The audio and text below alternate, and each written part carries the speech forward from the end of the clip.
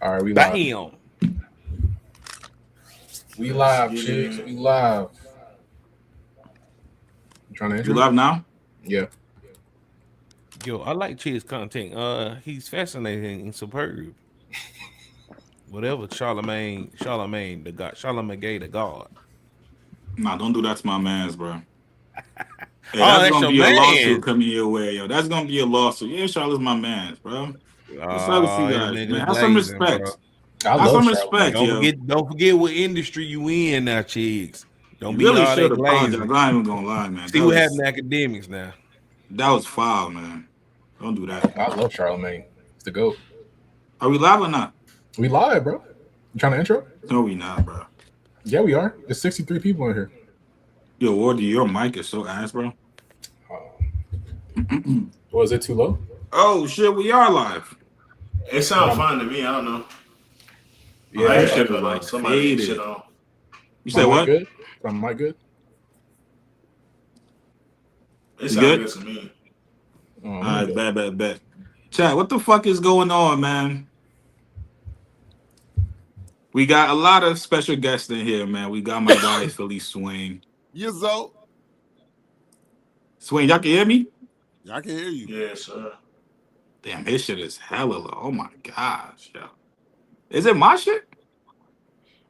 Yeah, everybody sound cool to me. Yeah, it's definitely your shit, bro. You gotta refresh me. Oh, it's my shit. Oh my god. Yeah, that's your shit, bro. As soon as we start, nigga. It's always as soon as we start. What's good, chat?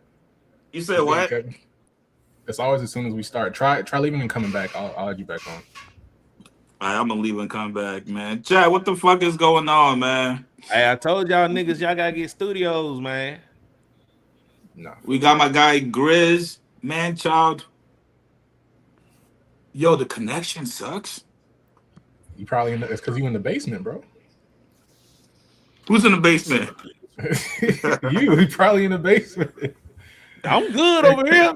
I mean, I can hear everyone. I mean, everyone sounds clear to me. Shit.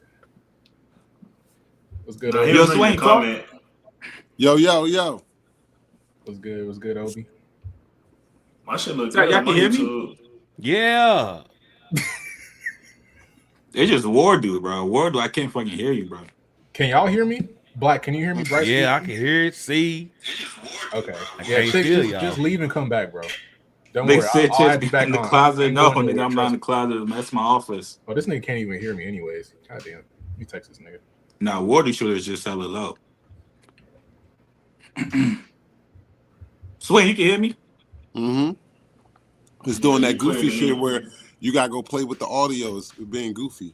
It happened to me the whole last stream. I kept having to cut it off. Hold on, man. Give me like 2 seconds. All right, hold on. Let me leave and come back. My shit is fucking up. That's crazy, dog. That nigga is in the closet. So let's discuss Rick Ross. What's good, man? Child. What's good, Flex? Gemini, OB. What's good, everybody? Your phone now. You super low on my end. What the fuck? Am I low for real? I know you're good. Somebody play some shit. You good, bro? I thought I was good. You good? Maybe good, it's my. You sound good to me, but I hear an echo. You hear an echo? Yeah, like somebody Black, playing. do you hear anything? What is wrong with y'all? I ain't gonna lie, this shit crazy. Chat, y'all can hear us, right? What's going on with you? Let me look. I'm gonna listen to YouTube real quick and see. I looked at the YouTube. It looks clear. I can hear you now. I can hear everybody now. I had to go switch my audio. It'd be weird. Okay. I'm out here now. You can hear me, Chase? Yeah. All right. Everyone can hear everyone. Somebody speak as loud as hell. Yeah, he listened to the stream. Yeah, it was good, chat. Your mic was muted. You said not even 2 seconds in, we already got ads. How we got ads? Oh, now somebody got an echo. Who the fuck is that? I told y'all that shit. That's all like Wordu shit. Hold on, bro. That's what we're tripping, bro. I promise you, yo, we're gonna start soon, yo. Man, we're gonna start soon. What a cold open, bro. Technical difficulties, man. Work with us. Y'all want to get into the Drake shit, yo? We can wait a little bit. Like, let's get into some other stuff. Wait till everybody. First off, we gotta get Flakko in here, man. This nigga Flakko started this entire thing. I didn't even know he was going out to fucking Munchie B. Why is Flakko beefing with Munchie B? First of all, he went hard. He went. I don't think he coming in here to talk about that. Y'all can hear me. You said what, Bryce? He went hard. Y'all can hear me. I can't even hear Bryce. He went Nas versus Jay-Z. Eat the hard. That was Philly. Y'all can hear me. Yes. Yeah. Okay. Chicks, you can hear me. Can y'all hear me? No. I can hear you. Yeah. I don't think nobody else can hear me though. Technical difficulties. Why do it do this every time though? It's all goofy. This shit was clear as fuck before the stream started. I don't know what happened. Everybody do a mic check. Can y'all hear me? Yes. Yeah. Can y'all hear me? Go back in again. Can y'all hear me? Yes, I can hear you. Yeah. I think only you can hear me. Cheeks. I can't hear Black and none of them niggas. You can't hear me? You can't. What? Mic check. Hold on, Man, I ain't never had this kind of trouble out of StreamYard. Is it because we got like all these like YouTube's linked? Is that why? Man, I'm gonna unlink my shit. Yeah, that's probably why. I'm not gonna lie. That's probably why. You back? Yeah, we back, baby. We back. That shit sounds like a Verizon commercial. That shit. Can you hear me now? Can you hear me? Can you hear me now? We back, baby. Yo, chat, I promise it is not my shit, yo. My shit is good. Nah, it's definitely shit, bro. No, yeah, my shit is good, yeah. I think it's because we had too many YouTubes. Hey, y'all gotta chill. Who got the Temu set up? All right, yo. What we talking about? We talking about Flakko shit? Yeah. Let's get into it. So yeah, Flakko, he went on Clubhouse. He was addressing the whole Glasses Malone comments about, claiming that Drake was funding campaigns against YG to get him locked up, et cetera, et cetera. He went on there, kind of I won't say checked him, but he definitely. Hey man, fuck that shit, man. Do we think Drake is actually sending people? Is he sending Flakko and Trap Lord Ross to fucking make hits about YG, bro? I don't think so. It seems like every single time Drake has an issue with certain people, artists, media personalities, it's always the three people: Flakko, Akademiks TV, and Trap Lord Ross. Isn't that interesting? Trap Lord Ross. What does this have to do with Drake though? Trap Lord Ross. Where do you get that from?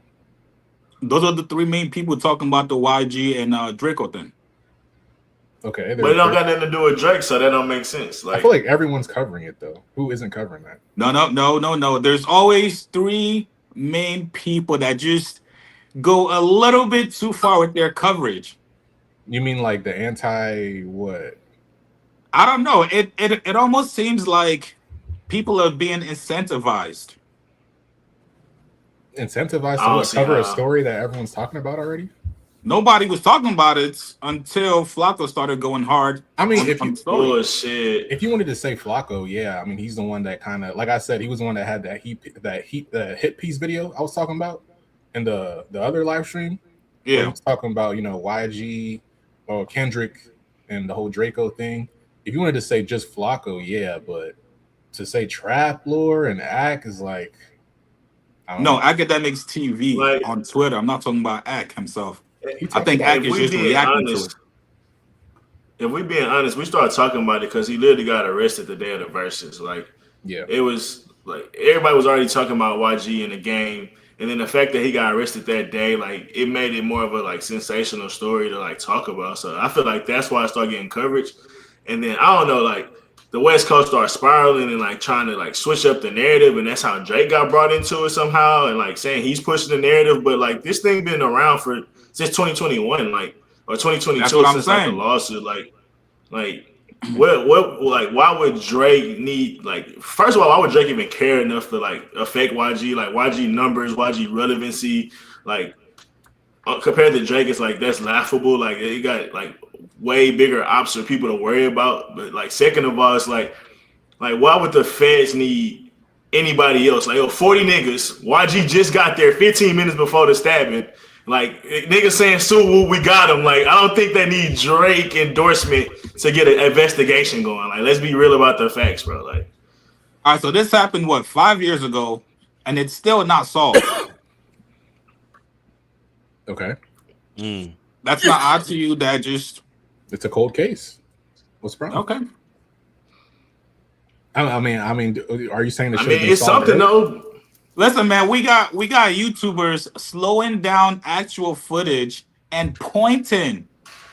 Niggas is doing fucking forensic file science on videos, analyzing people's jackets, chat.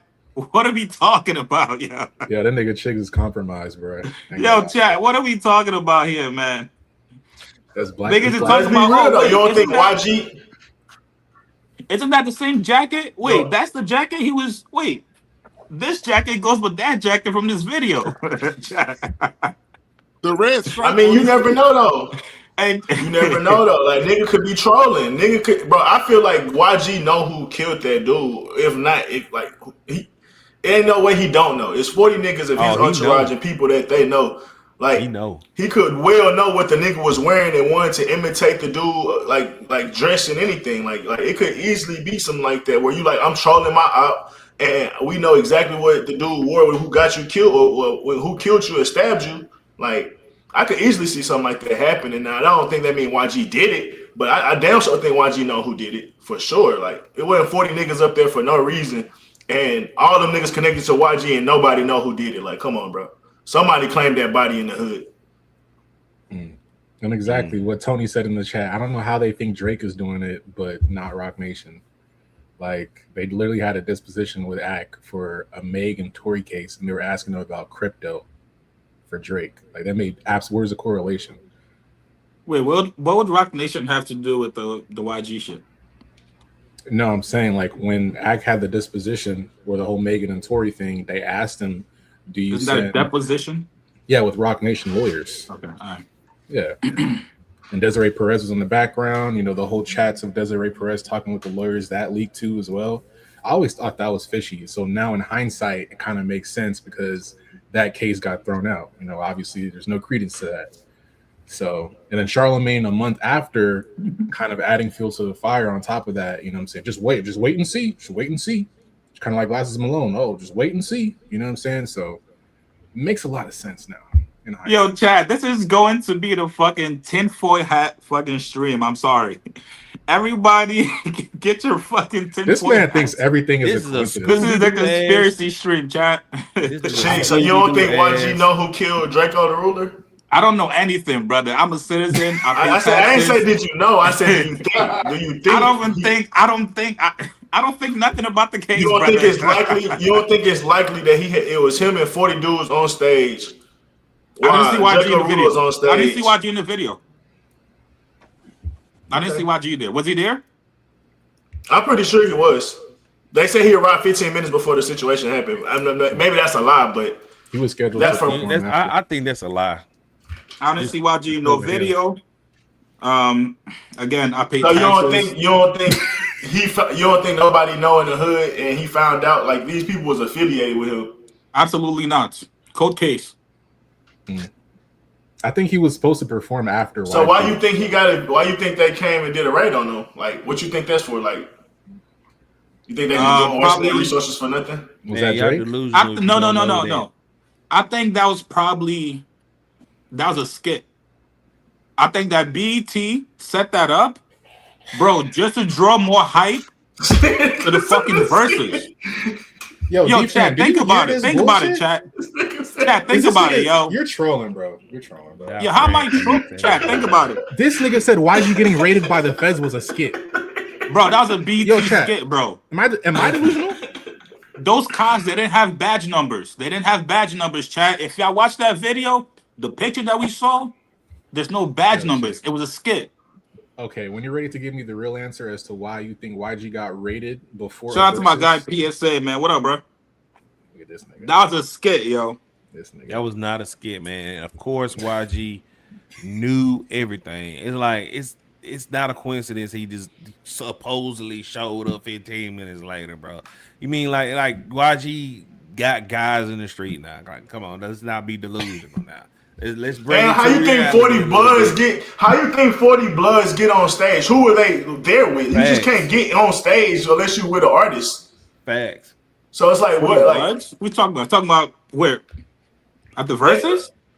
No, we're talking about the night that Draco the Ruler died. Okay. Got you. So it's like, how would they be able to get on stage without an artist being there? Like, everybody got to get bans. Supposedly that's why they're getting sued now, because it's only, as far as like, I think Draco the Ruler, he was only allowed like 12 or 13 bands. He only brought 6 people. Then like YG Entourage was able to get like 40 people in there, maybe more. They're 40 people just not getting in there and being able to get on stage without an artist being present with them, or artists that they're there was represented or something like that. So YG had to be somewhere in the vicinity. I don't know if I'm crazy for believing it. I mean, I believe you're right. Why else were they on stage? He was supposed to perform right after YG, so he was definitely in the area. Might not have been near the stage, but he was in the area. So even though Drake talks about getting revenge, getting back at people that went against him, we don't think Drake has anything to do with this? Are you insinuating something without proof or evidence? I'm just asking a question to my fellow streamers. I don't think there's, bro. YG been on Adam 22 talking shit. Like, Draco the Ruler didn't mind talking shit back. Like, this was a clear back and forth. It's mentioned on songs. Like, is anybody want to be at fault for like being involved in this being like a controversy? Is YG. Like, you can't like bringing up Drake. Like, this nigga ain't like YG having helped amplify the story himself. Like, he gave plenty of ammunition for the feds to be after. He got plenty of ammunition for Trapper Ross to make videos. Like, let's be real, bro. We can't blame Drake for this. Like, using Drake as ammo for every single hip hop beef or dispute is fucking lazy. And this literally, there was literally, and I was watching DiFran's video on it. There was literally a video that 1090 Jake had posted back in 2021, like right after Draco had passed. And it was a Crip from that section that said that he alluded to YG having something to do with that. So it was already rumblings and talking about YG being involved in that way before Drake was even in the picture, way before the Kendrick and Drake battle. So saying that it's Drake funding campaigns, you know, helping Ralfy The Plug and his whole situation as far as paying for lawyers, that's disingenuous and that's lazy. So if Drake, you could even argue G. Go ahead, Bryce. Go ahead, bro.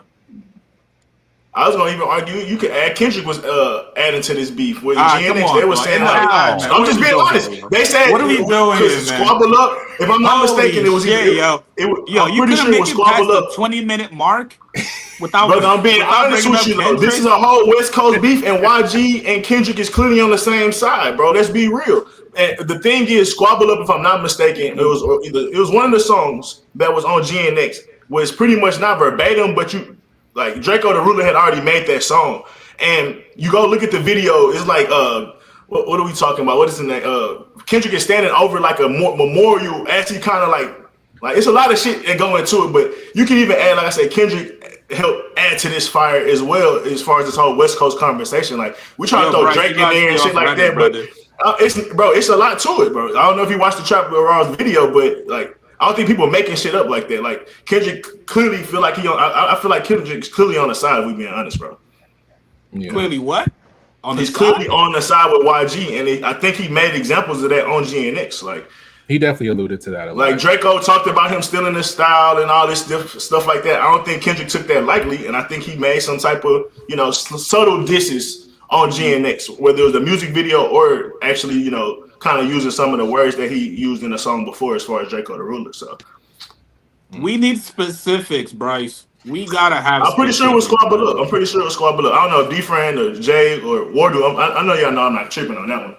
Oh, I know you're not. Jay, what's good, bro? How you doing, man? What's good, everybody? I don't know. Is my audio good?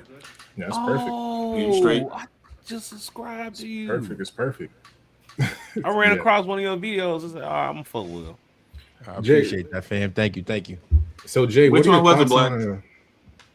You said what? I forgot what it was, man. I was like, have a Drake robe. This nigga do not have a Drake robe. I think I'm pretty objective in my Drake takes. I don't know. Nah, you got no. Fuck no. You I think definitely I'm pretty got a Drake objective. I give him shit when it's I only talk. Nah, Wordu, yo, chat. Yo, Wordu got offended. He's like, "How dare you, chicks?" Yeah, because I'm like the most unbiased person. I feel like, from my perspective, at least. I think... Nah. He took it personal. Chat, I ain't gonna lie. I guess. Yo, he almost crashed out. Almost. Yo, Jay, what are your thoughts on the whole Glasses Malone comments and the YG stuff? It's a little sticky when you get into that, because I think there's the street side of it and there's the business side of it, and I think there's no transparency. So I think the idea that Glasses is describing of someone paying to seed stories is something that happens that people can understand. But I think when now he's trying to apply that logic to Drake with no evidence, I think it's a little wild to do, and then to double down on it, because then you're implying that Drake wants to send YG to jail because he's upset about a rap battle with no evidence. And I think that's pretty irresponsible, especially Glasses, who has a platform. And then, when Glasses says Drake's name, things are bound to go viral. So you're now sending that idea out to hundreds of thousands, if not millions of people. So if you're going to say something like that, of that magnitude, I think you have to come with some sort of information or some sort of fact, and not just say, oh, who told me that? Because I think that's a dangerous idea to play with. And I think what it did is it caused YG to have an instant reaction, which in turn puts him in a worse situation than he was a week ago. So I think if Glasses was trying to be a friend to YG, I think it completely backfired. Yeah. No. I mean, the YG reaction was definitely nuts. Activated the B team. The B team. Listen, man, I don't know if YG has like a PR team or close friends, but that's definitely something you don't do, especially for shit like that. But what did Glasses say to Flakko on Clubhouse about it? I didn't watch the full Clubhouse thing, but I think essentially what he alluded to is, Flakko, what's going on, who's behind the scenes. And the only clip I saw, Flakko did give a little bit of pushback, and he was like, I don't know about what you're saying. And he said he did ask Drake about it. I don't know if it was obviously probably through DMs, and Drake said no. Like, I got put onto Drake-EO long before I even knew there was an issue between him and YG. I got put onto the music. That's what Flakko said. And if Glasses is alluding to someone seeding stories, there's really two people he would be talking about. It's either Flakko or it's Trap Lord Ross. Now, do you think Drake is paying them to say certain stories? I say no, but the answer is we'll never know. I think paying, no, financially no, but I think a lot of people that make content about Drake knows that if you make favorable content about people that he likes, he's going to see it, he's going to follow you, he's going to like it or amplify you and your platform. So incentivized in that way, yes, but not actually, monetary payments. That's what I think. I feel like YG. But that's what Glasses said. It was monetary, right? He said he's paying. No, I said he was wrong about that. But hey, listen, man, Glasses is tapped in. I know a lot of people in the YouTube comments are gonna say otherwise. If anybody would know if some shit is going down, it's Glasses. And that's exactly what he wants you to think, right there. That's exactly what he wants you to think. A little bit of pushback there. To be fair, Glasses said a lot of things that actually came to fruition. So what he's saying, but again, when he talks, you have to take it with a grain of salt because of who he is, who he's aligned with, and what he represents. So is he tapped in? Of course he is, but what bias is he also tapped into? So look at what he. Oh, you definitely got do your own research as well. Exactly. So he's tapped into a perspective that is already anti-Drake from his own self, and then from the people who he's aligned with. So anything that he puts out, you have to take it with a grain of salt, unless he presents you with evidence. And nothing that I've heard him say in reference to Drake, he's given no evidence of it. He's only alluded to things and thrown these ideas out into the atmosphere with nothing to back up. That sound like Whack 100 type shit. Well, Wack might give you a little evidence though, for better or for worse. Yeah, he might, he allude he has evidence. For sure. Said I got the tape on a USB drive. I got the tape right. Chicks. The songs that I was referring to was Peekaboo and Hey Now that Kendrick was, kind of trolling Drakeo the Ruler. But I feel like it's unfair. Like, which bars though? Which bars, brother? Which bars? It was literally the Peekaboo like reference. Like Drakeo the Ruler made like a song with Peekaboo. He's talking about the cadence, and I know there was a Peekaboo song about AZ Chike because AZ Chike and Drakeo the Ruler had a beef. It's a whole like YouTube conspiracy about that whole. Yeah. Whatever. But like that, I feel like the West Coast have to be more accountable as far as like this conversation getting bigger and amplified. Like what happened to Drakeo that night, the stuff that's happened after, like they're more accountable for this going viral than anybody else, bro. Let's be adults about the situation for real. Yeah, I think Glasses really reheated the whole. I feel like it was kind of dying down a little bit. Everybody was praising YG for the verses, and then he low-key did make it go viral, like even more than it was, because it was kind of a YouTube only thing, kind of in that sphere. But then Glasses, that's what I think. Even in the YouTube thing, the only person that was really making big videos about it was Flakko. Like that's real. Flakko. Like Trapper Ross had videos about it, but like Flakko's were the I know the murder. Like he was. Flakko was literally pointing. The nigga was literally pointing. Yo, this guy did he's got that jacket. Yeah, because I mean, even like you said earlier, Chick, you said maybe they'll do it because Drake's approval. But even with that, it's like I've never seen Drake repost a Flakko video. I've never seen him say, "That's my guy right there," or Trap Lil Rob. I mean, I haven't seen it. Maybe there's a like post on Instagram somewhere, but I've never been like, "Hey, there's Flakko. He's making great content. Y'all go subscribe to his channel." I want to blow up his spot, but hold up. I want to blow up my man's spot, but Jay did get a follow from Drake. Facts. From he did pro Drake video. Well, I don't know if we could say that 100%. What was the video about? Well, he didn't follow me from a video. I don't know if he followed me from a video. I go viral for a lot of things, especially on Instagram. Damn, talk your shit. That's definitely from a video. Come on. I don't know. And I've also never, what are we talking about? Hey, listen, man. I would just let people go, man. I'm not. It's gotta be. I don't know why he followed me. I mean, like that, but, no. I'm saying I don't know if he followed me from that video. I went viral a year ago for the same kind of content. So it could be that he could have watched my YouTube. I don't know. I haven't spoken to him, but I don't put out. I'm not spoken to him, but I think I saw one of your bigger Drake videos, and then like a couple days later, that's when he followed. I think it was around the time when you did the sit down with NFR or whatever. Yeah. Yes. That whole thing. Yeah, that one. But even with that, it's like Drake, he did it before he had a follow. So it's like he's already making Drake videos. He was like, Drake follows me now. I'm making Drake videos. So like now I'm like incentivized to do it. That's like saying, well, Chigs, your intro is Charlemagne shouting you out. So every video you make is like a pro Charlemagne spin to it. I said that right before you came up here too, brother. I said, hey man, you got the Charlemagne intro. Like Charlemagne's been watching for like 2+ years. So you incentivized to keep Rock Nation. Okay. No, nigga, like I've done videos. You getting paid by the Rock Nation, man. All right, make a bad video about Charlemagne. Listen, man, I'll go with the narrative. I don't care. Like, I know me. I don't give 2 fucks, man. How much they paying? How much they paying, man? Listen, man, it's a cool little bag, man. They're gonna clip this up. Like, see, they definitely gonna clip it up. They're like, see, I told you. Yeah. So what did everybody else say about the Glasses Malone thing before I don't know if y'all started off with it. You can give your take. I mean, into it. We're really just getting into it for real. Yeah. I mean, my thing with it is I just at this point I'm tired of like the trust me, bro. Like I'm over that. Like if you're gonna say it, like I ain't say you gotta be like Gerald at Interscope, like just be like, give us something.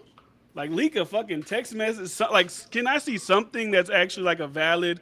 Because don't forget, I talked about this whenever I was focusing on the Jeremy Hecht and Akademiks like Rumble situation. And while I was watching Culture United, Glasses Malone sat there and said that Drake paid the Donald Trump administration to post Iceman on their TikTok.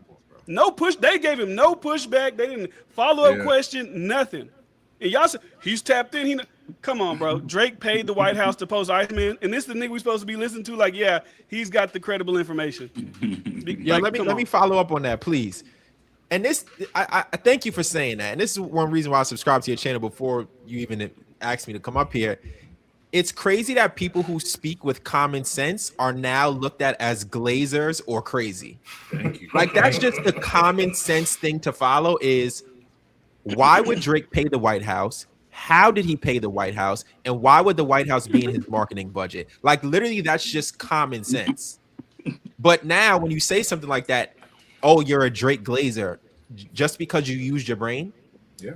Like that's what's crazy to me. So I can't. Wait, was he trolling though? Was he trolling? He was dead serious. Nah, He's dead serious. Straight face, dead serious. So we're not giving no caveats either. Straight serious. He was saying with conviction. He believed every word he said. So this is what I'm saying, right? Like, I got on YouTube and just started giving a common sense take. Like, of course, I say who my two favorite artists of all time are. I make content. A lot of my content is about Drake, but it's not insanity. Who's your two favorite, Jay? Who's your two favorite? Jay-Z and Drake. Those are my two favorite rappers of all time. No, that's fair. That's fair. Shout out. So I'm also from New York, so that's that. So, like, just talking common sense on YouTube put me in the, oh, you're a Drake glazer, because I just talk about an artist I like and I don't have an insane theory about everything. I'm just like, all right, to be objective, this makes sense, this doesn't make sense. And I think that's exactly what DiFran is saying. Like, that's crazy. Yes, that's crazy. Yeah, I think it's just like, I think it's just like I said, at this point, it's like, I just want to hear somebody say something. And that's why when I was literally sitting here last night, it was probably like 11 o'clock, and I was like, all right, I'm thinking of videos to make tomorrow. I know I'm gonna make a Glasses video. And I just randomly saw Ralfy The Plug on live. I said, let me just pop in here and see if he say anything. He wasn't talking about shit. He was going to the gym, and I said, fuck it, I'ma ask, because ain't nobody else. Hey, what's up with the he said that. Yo, that was you? That was me. Glasses Malone said that they didn't give him no credit. Your lawyers. What's up with that? They did my boy dirty. They didn't give him no type of credit. They didn't give him no credit, no nothing. But it don't matter. Strike them videos, bro. Strike them videos. What did he say? He said they're delusional. They're tripping. That don't even make no sense. And then I post that, and people are like, well, why would the brother say this? Why would you're getting firsthand information from someone who's actually in the family, who actually knows who's paying for their lawyers, or Glasses Malone that maybe he's getting secondhand or even third-hand information, but we're supposed to believe him over the guy's literal brother. So at that point, you can't even win, because those people don't even want to see anything besides what they already believe. So it really don't even matter at the end of the day. On top of that, who's true or who's not, but that's how it go. On top of that, the family suing Live Nation. YG wasn't mentioned in the lawsuit at all, if I'm not mistaken. Like, it's almost like if you just go to the facts, everything that Glasses Malone said, like, it don't make sense. Yeah. It can't be a coincidence. Yeah, I think it's just one of those things where it's like, he is who he is. Like, I would never be like, oh, Glasses Malone isn't respected in LA. Clearly, he seems like he's respected in LA. People care what he has to say in LA. He's like the figure in LA right now, especially for like media perspective. So like, I get it, but at a certain point, I got to see something else besides just like, he said it, so it's credible. Because even everybody else, like AD and them was talking about, oh yeah, it's true. It's like, okay, can we get like, how do you know that's true? Oh, because G said it, and he's okay. All right. I get it, I guess. G said it, so it's gospel. Man, give us a little screenshot or something like that, man. A little clip, a little teaser or something like that. That's all I'm asking for. He said he doesn't care. Or you could just make. I think it just make them. I think it make them look worse, because even right now, right? I was literally tweeting. Somebody tweeted him with my like thing of him saying that because he then went on to say back on Fig that not only is Drake paying for smear campaigns against YG or whatever, he also said that he's paying for the lawsuit with the family. So he's making two claims. Not he's making slander campaigns against YG, and he's also paying for them to sue Live Nation, which is like two claims with no evidence backing them up. But like I said, people just like, we believe it. It has to be true because Glasses Malone said that. You said what? Do you know where he said that? Because I saw someone in your comment section. The lawsuit thing? Yeah, like he said that on Back on Fig podcast when they called him. Oh, Back on Fig, okay. Yeah. So someone tweeted him, like they re-quoted my tweet, and they said, "Still waiting on you to prove this." And he said, "Ain't like he ain't tried to incriminate other folks in civil suits before. Don't know why this would be so hard to digest." So pretty much that is just like, well, he's done it before, So me saying that shouldn't be like crazy, but that's not proof. That's just like, okay, yeah, Drake sued iHeart, he sued UMG. Does that mean that he's helping them sue Live Nation? And the thing is too is like they sued them in 2022. That was 2 years before the battle. It just at a certain point the shit just don't make no sense. So there's too many holes in that story. I digress. I'll let somebody else, get in there. Too many holes in that story. Sway, you want to talk? Or you good? You on mute, my You boy. on mute, bro. You on mute. Not about that. I respect that, brother. Like, I'm not too familiar with the whole situation. That's what I'm really not getting my input on it because, like, Glasses Malone, like, I know it's it's I mean, I want to ask the real question: do we think YG was involved in that?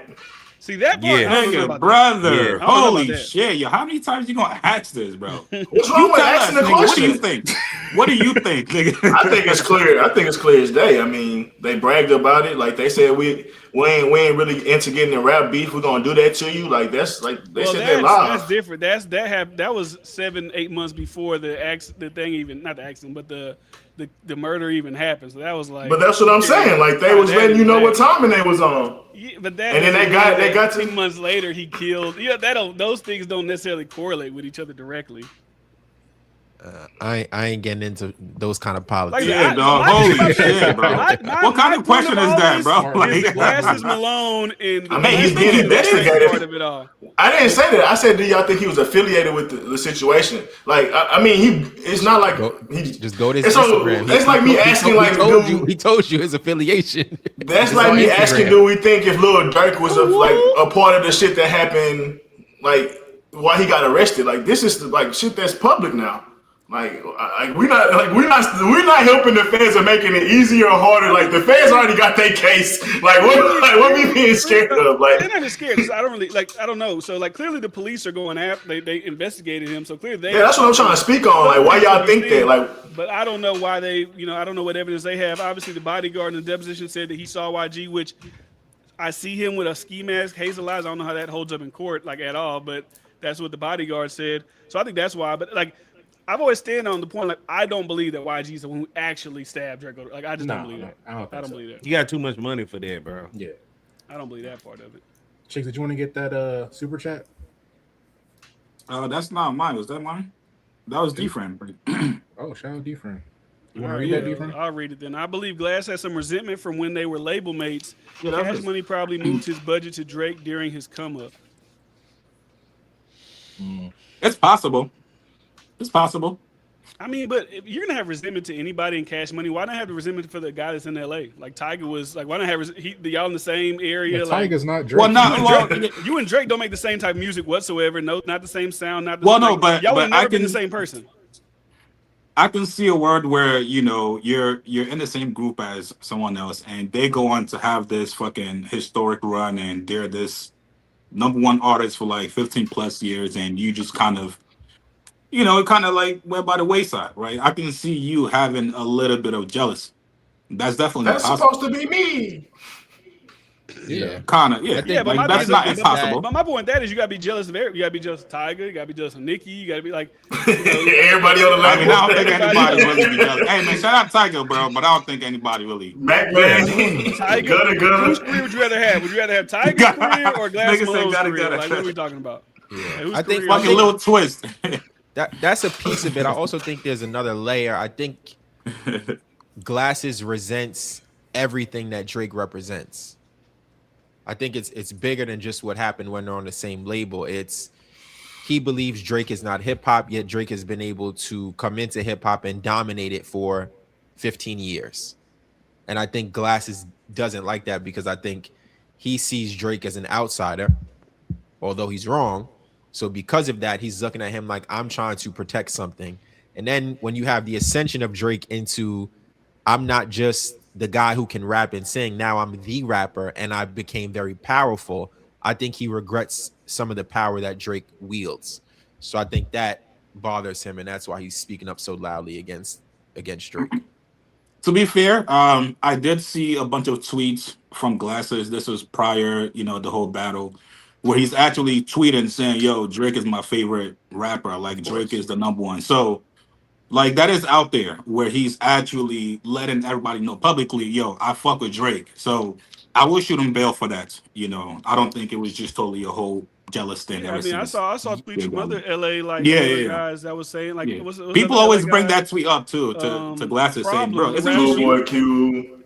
the rapper But this- Problem, Schoolboy Q. I ain't really heard him say too much shit about Drake, but even like the rapper Problem, he said, "Who's the top 5 rappers?" He put Drake in there. He didn't even have Kendrick anywhere in there. But now, obviously, since it's Battle Time, West Coast Unite, we're bumping him out of there. But he was literally in your top 5 like 2 years prior to this. So it's just like, all right, guys, I get it. Loyalty, y'all from Compton. I completely understand it, but it's like, yeah. It's but what Glasses will try to do is now he adds the layer of clarification where Drake is a record maker, he's a hit maker, but he's not hip hop.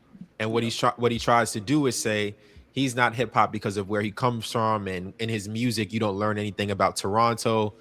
I mean, I could go down a whole 10-minute rant about why that's not true and what Drake talks about where he's from. So I think that's where Glasses draws the line, is this guy can make records, this guy can rap, but culturally he's different than us. So that's where he tries to add on that layer. Yeah. I come to a conclusion that a lot of these guys that talk about Drake that don't like him is like they don't even really listen to. I'm not saying Glasses because you just said he was one of his favorite rappers or whatever, but like some of these guys don't even really listen to Drake like deep cuts or like the parts of his albums. Like when I hear certain guys speak, "Oh yeah, I love Drake. I love Hotline Bling from Drake." It's like that's what clearly you don't even. Okay, you got it, brother. I literally just had that conversation with my Uber driver. He asked me my top 3. I was like, "Do Not Disturb."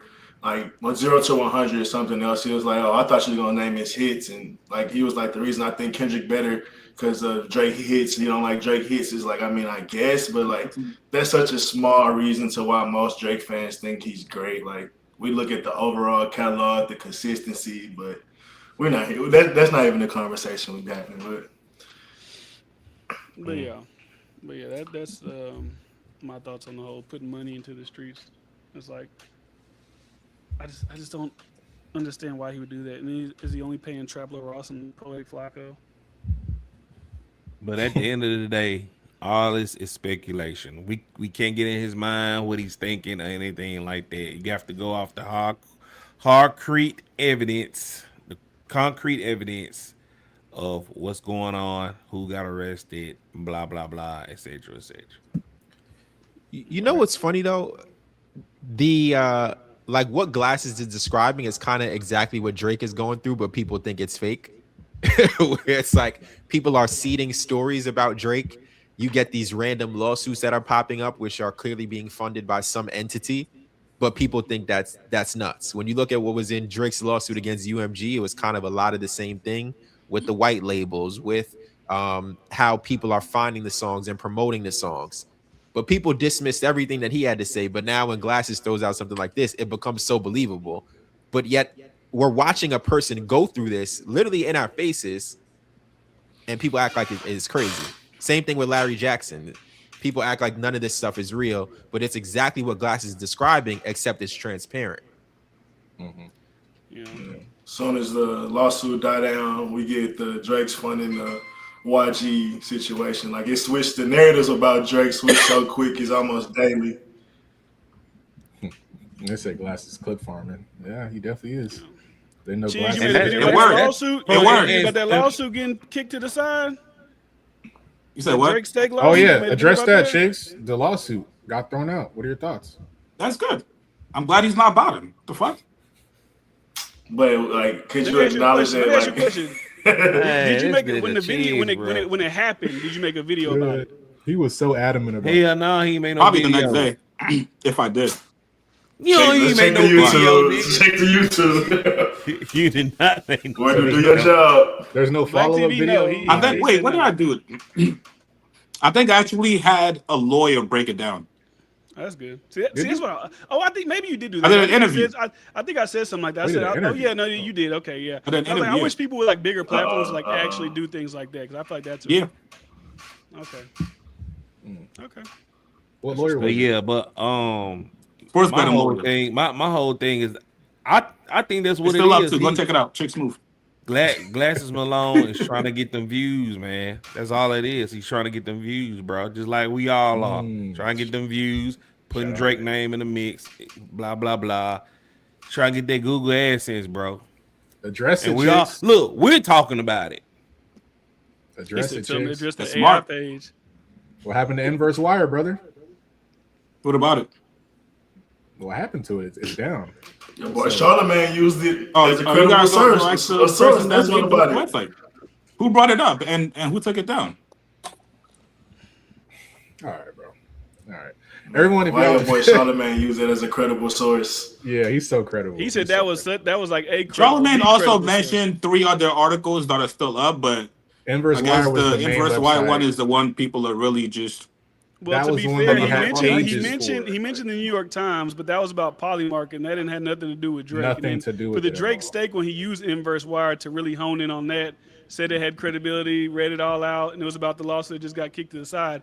And then clearly, when you scan that website, the people are AI. They didn't post any stories for weeks. I don't know any credible websites that don't post articles for 2 weeks. Like I don't know where that, And then when they did get called out for it.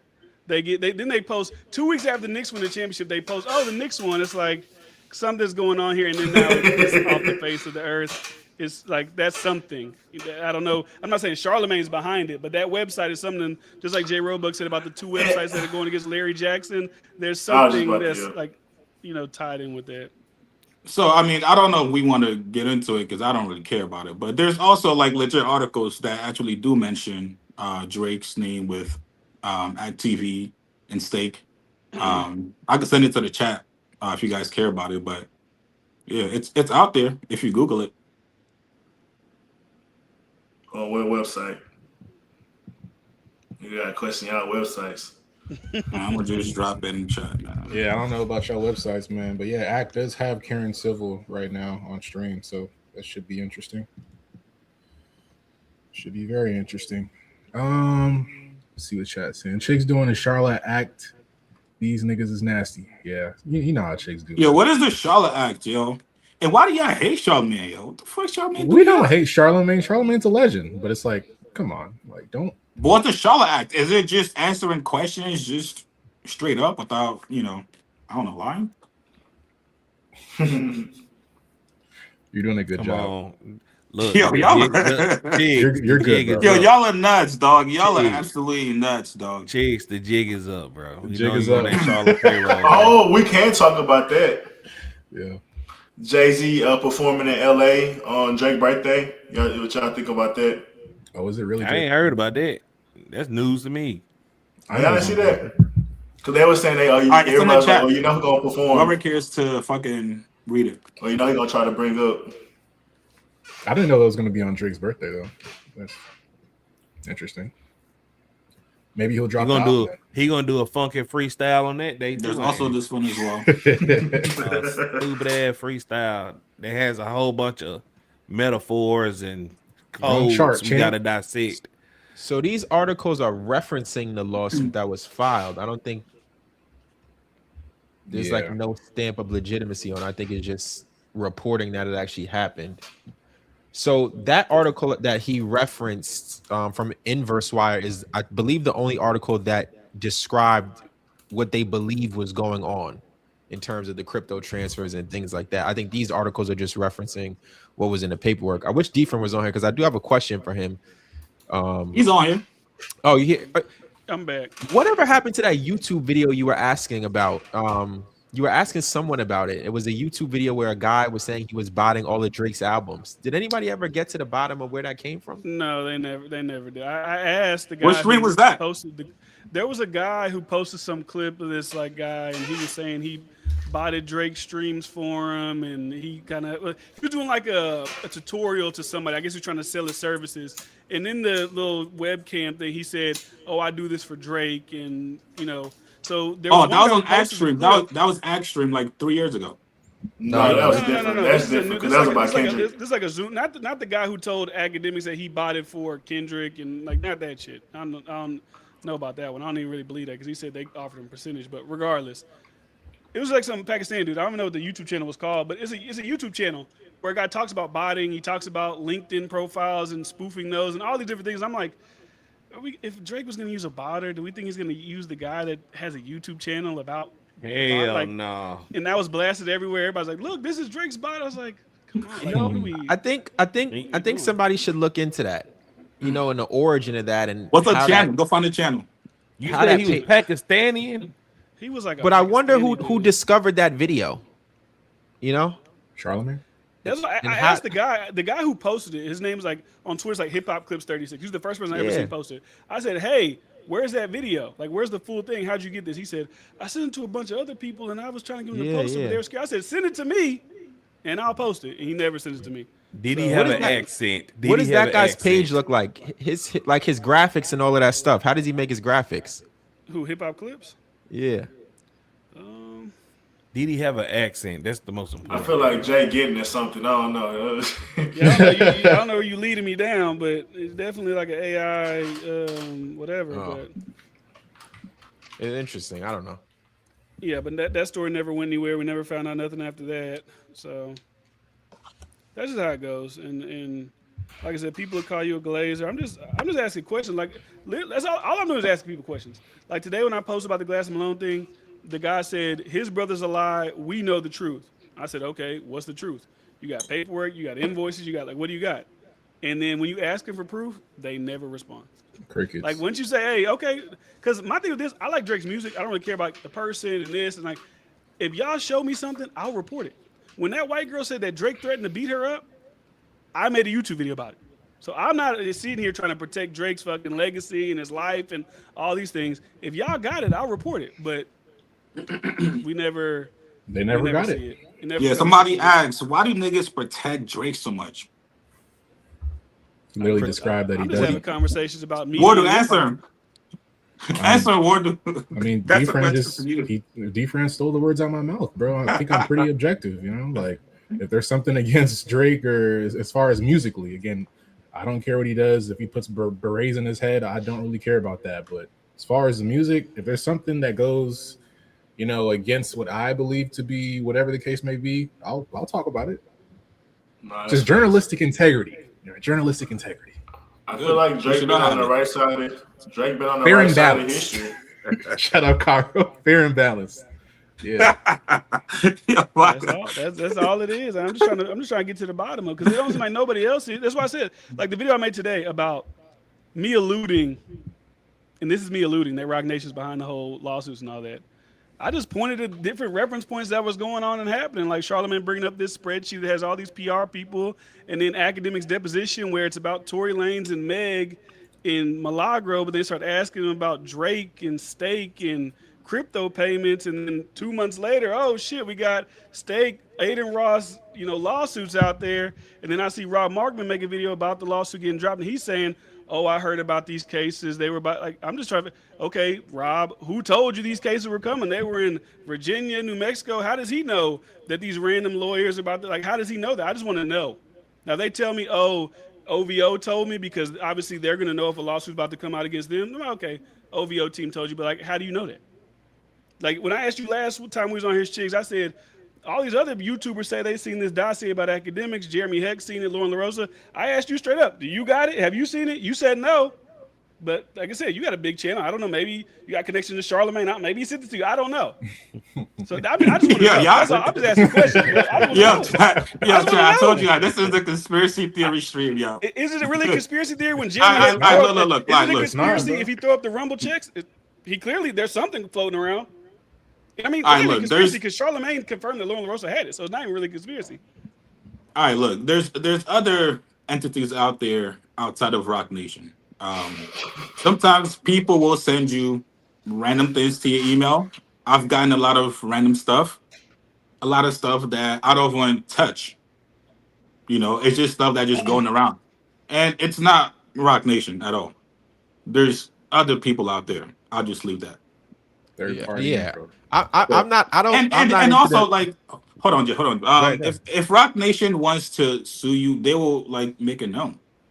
Like we saw that with Milagro, right? They're not hiding their. I don't think Jay-Z optically think it would look great on him to sue Drake. I just don't think so. All right. So Roc Nation isn't just Jay-Z, right?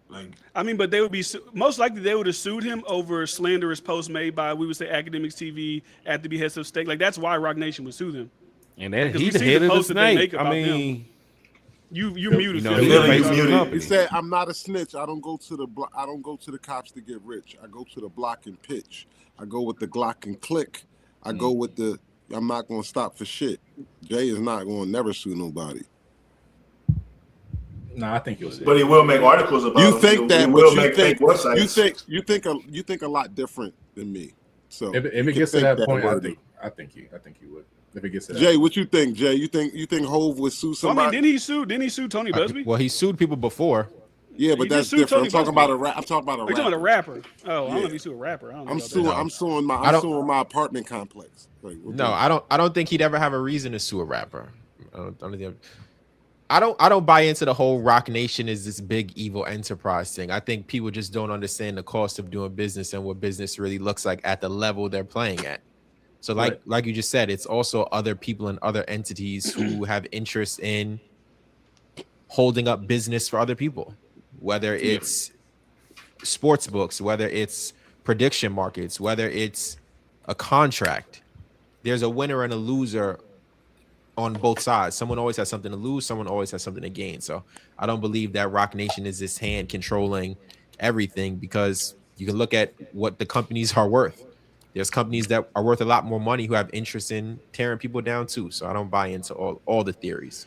But in reality, business is evil, man. Let's just be real. In order to succeed in business, you have to stab a few backs or two. Yeah.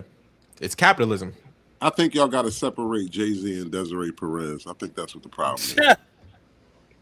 Yeah, that's what I'm trying to like. They keep trying to make it one person. Two peas in a pod. That's not. Yeah, how why would they be works. separated? They're always like, why would they not be? I mean, it was cool when Jay and Dame was separated while they were still together, but y'all don't want to separate Desiree Perez and Jay.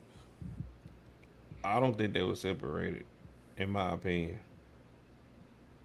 I don't think Jay has. I mean, I don't know. When Jay and Dame was running around, I was like 6 years old, so I wouldn't even. They got 3 kids and a wife he been with 20 years. I think he just don't really get into what Des be doing half the time. I think Des got her own narrative going on, and y'all keep trying to intertwine them, and they just don't really go together.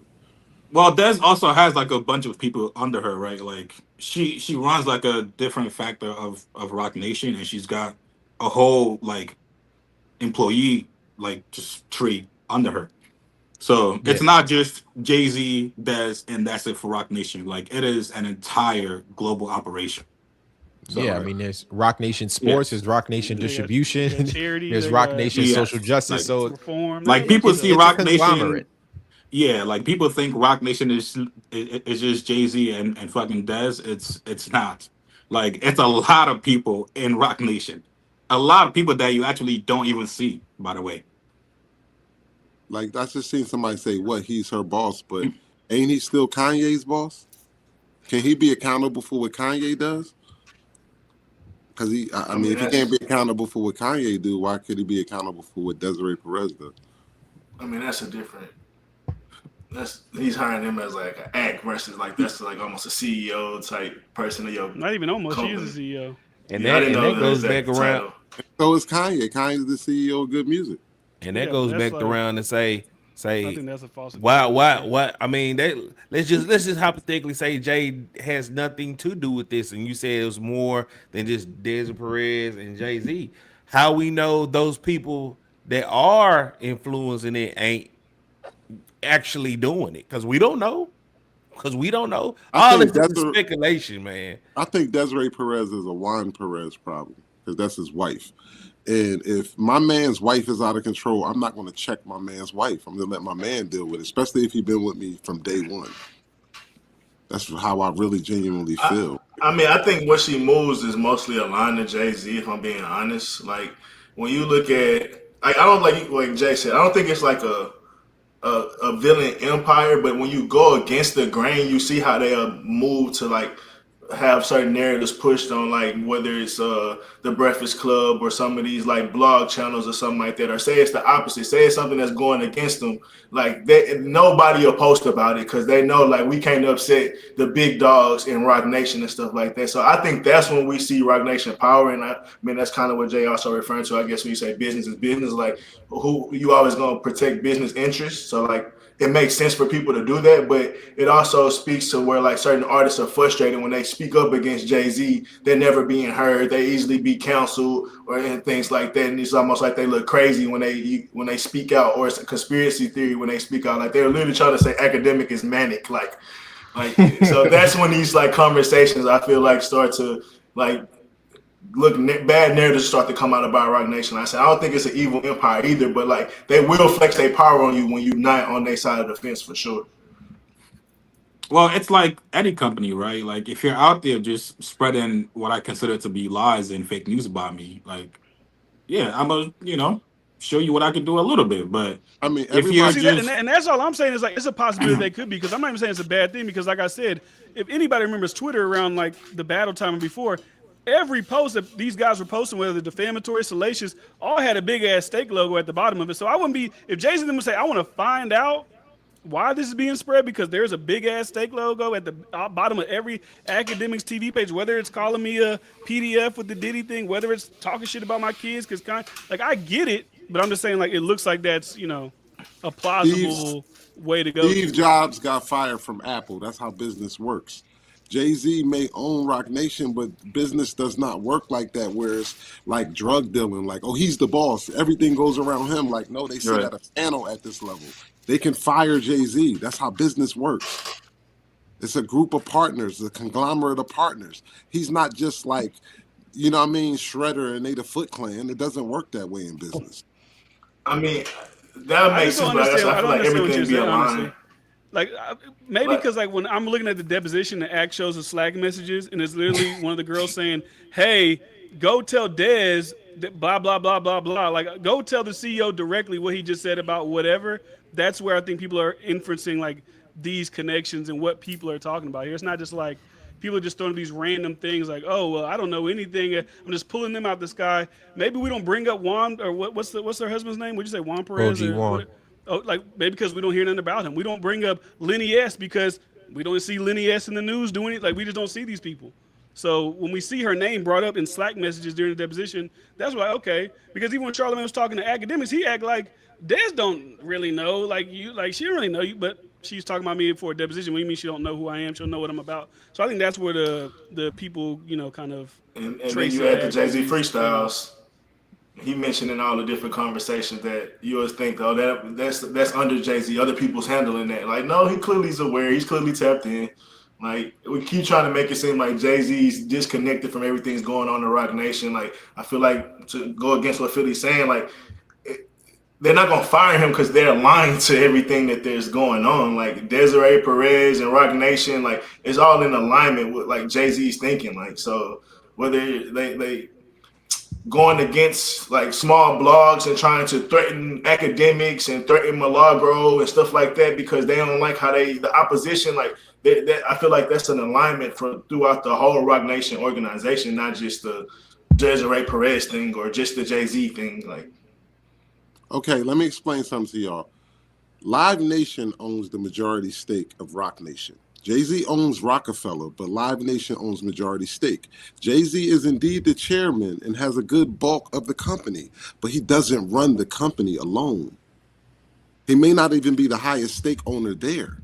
I mean, nobody's saying he runs it alone. So y'all think we also know too, Jay-Z leaves Rock Nation's good. Like, let's just be honest. Nobody's gonna want to sign there. Like the reason the athletes are signing there, the reason the artists are signing there is because it's Jay-Z. Like that's the reason they're really kind of going there. If he wasn't there, I don't believe they'd be rushing to go and sign. I think they still would. Even if he's running every single thing, I don't think we even said he runs every single thing. I think they still would.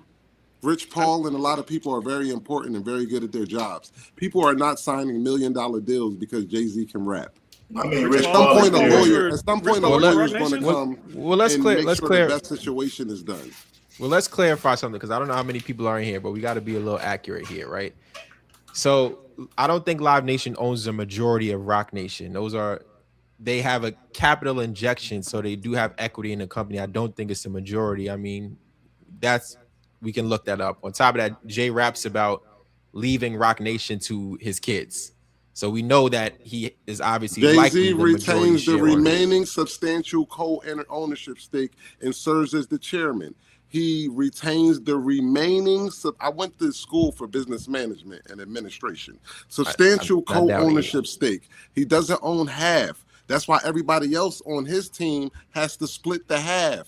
Him, Dez, Juan. You understand what I'm saying? So it's safe to say he owns 51% of Rock Nation. But I don't know. We don't know that because we don't see the contract. Maybe Live Nation owns 51. That's why they made him the head chairman and gave him the substantial remainder of the company. All right, substantial is not half. I didn't say half, but I also don't think they own whatever. I don't know where you're reading from. I don't think that Live Nation owns more than half the company. The last figure I saw was around 30%, which couldn't even be verified. Because they did a cash injection in 2017 for like 150 million. So I don't think that's enough to purchase half. Live Nation holds a major equity stake, historically 50% or majority partnership structure. Don't do this with me, Jay. You're gonna lose. I don't know where you're reading from. I don't know where you're reading from. Because it's look it up. I mean, but like honestly, like where I said, are you reading from? That to me, that's irrelevant because, like I said, you're reading an AI. That's AI. No way, that's AI. AI from Google. That's the Google breakdown of the ownership detail. But how does AI get their information? From public reporting of the SEC. So AI can also pull from a Twitter user, right? So where's the source? Just click the source Twitter that your AI is pulling from. I made sure it pulls I took from Reddit my users chance and looked this at Variety and a couple other sources that I trust. It's not Twitter, somebody on Twitter. You're trying to cook what you can't. I'm just asking what the source is. Oh. Hey, can we verify that? Find your own source. It pulls from Reddit too, by the way. So you Reddit mean to tell me Live Nation don't own half? Crazy. But my point about this, what you're saying doesn't really matter to the conversation. Yes, it does. No, it doesn't. Yes, it does. Just cite the source. Do you know that like there's companies that own companies, but they still allow the CEOs to make like major decisions within the companies? Like yes, let's say Live Nation owns 51% of it, 52% of it, 50 like whatever. To act like Jay-Z just has no say so. He's the face of the entire thing. He is the reason that is a thing at all. Like you said, it's Rock Nation. Rockefeller, like Jay-Z is the entity. Desiree Perez, his long-standing friend, his best friend Juan is like head of Rock Nation Sports. She's head of Rock Nation everything. So like, I don't even know what the Juan been there since day one. Since the beginning of Rockefeller. I know it's like, Juan's situation. If your wife do something messed up, I'm checking DiFran, not his wife. It's above the wife shit. Like we said, like you said, business major. This is business. We're not. Oh, hold on. I know I made her the business, CEO, but that's your wifey. So I can. No. He that don't ain't how that own works. 50%, but he running the show. But it's business. Like make up your mind, my friend. That makes no sense. If I'm gonna make this woman my CEO of my company, I'm not gonna say, "Oh man, your wife." I'm sure he didn't make her. I'm sure Juan did that. Because I mean, to what DiFran is saying, let's say if he owned 30%, let's meet you in the middle. The impact, like. On the value of the stock of Rock Nation. A black man owning 30% is serious when Michael Jordan only owns 1% of Jordans. But I mean, he was like the creator. If he had 50% of Rock Nation, I think. But it's still Jordan's. No one's buying it if it's someone else's name. It's his likeness. But he like if Jay-Z stepped down from Rock Nation, the stock would plummet. I get that, but what I'm saying is, indeed, I'm sure that they not. That's why it's not That's why it don't really matter about his percentage because he's so much more impactful outside of just the percentage he owns. Like his actual value to the company is way more than that 30 or 40, whatever, if not 51%. So that's what DiFran is saying. Like all the people that's affiliated and working with 1%. Them. Jordan is, but he didn't create Nike. He didn't create that brand. Like Jay-Z created Rock Nation. So that's Live Nation. He didn't create Live Nation. You're not making sense. But like we talking about Rock Nation, it's not Rockefeller. It's Rock Nation. It's not Rockefeller. It's Rock Nation because of Live Nation.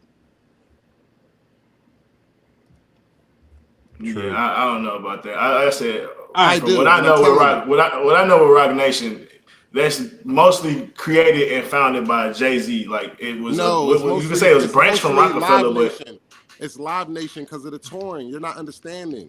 You're not doing the business understanding like most of these people in the comments who ain't got no damn job. So why is the CEO not somebody that's from Live Nation? Why is it from somebody that's The Rock? Like because affiliated like you from said, Jay-Z? he's the face like Jordan who gets 1% at Jordan. That's but how 1% business not Jordan can't dictate who the CEO of Nike is. And he can't dictate who the CEO of Live Nation is.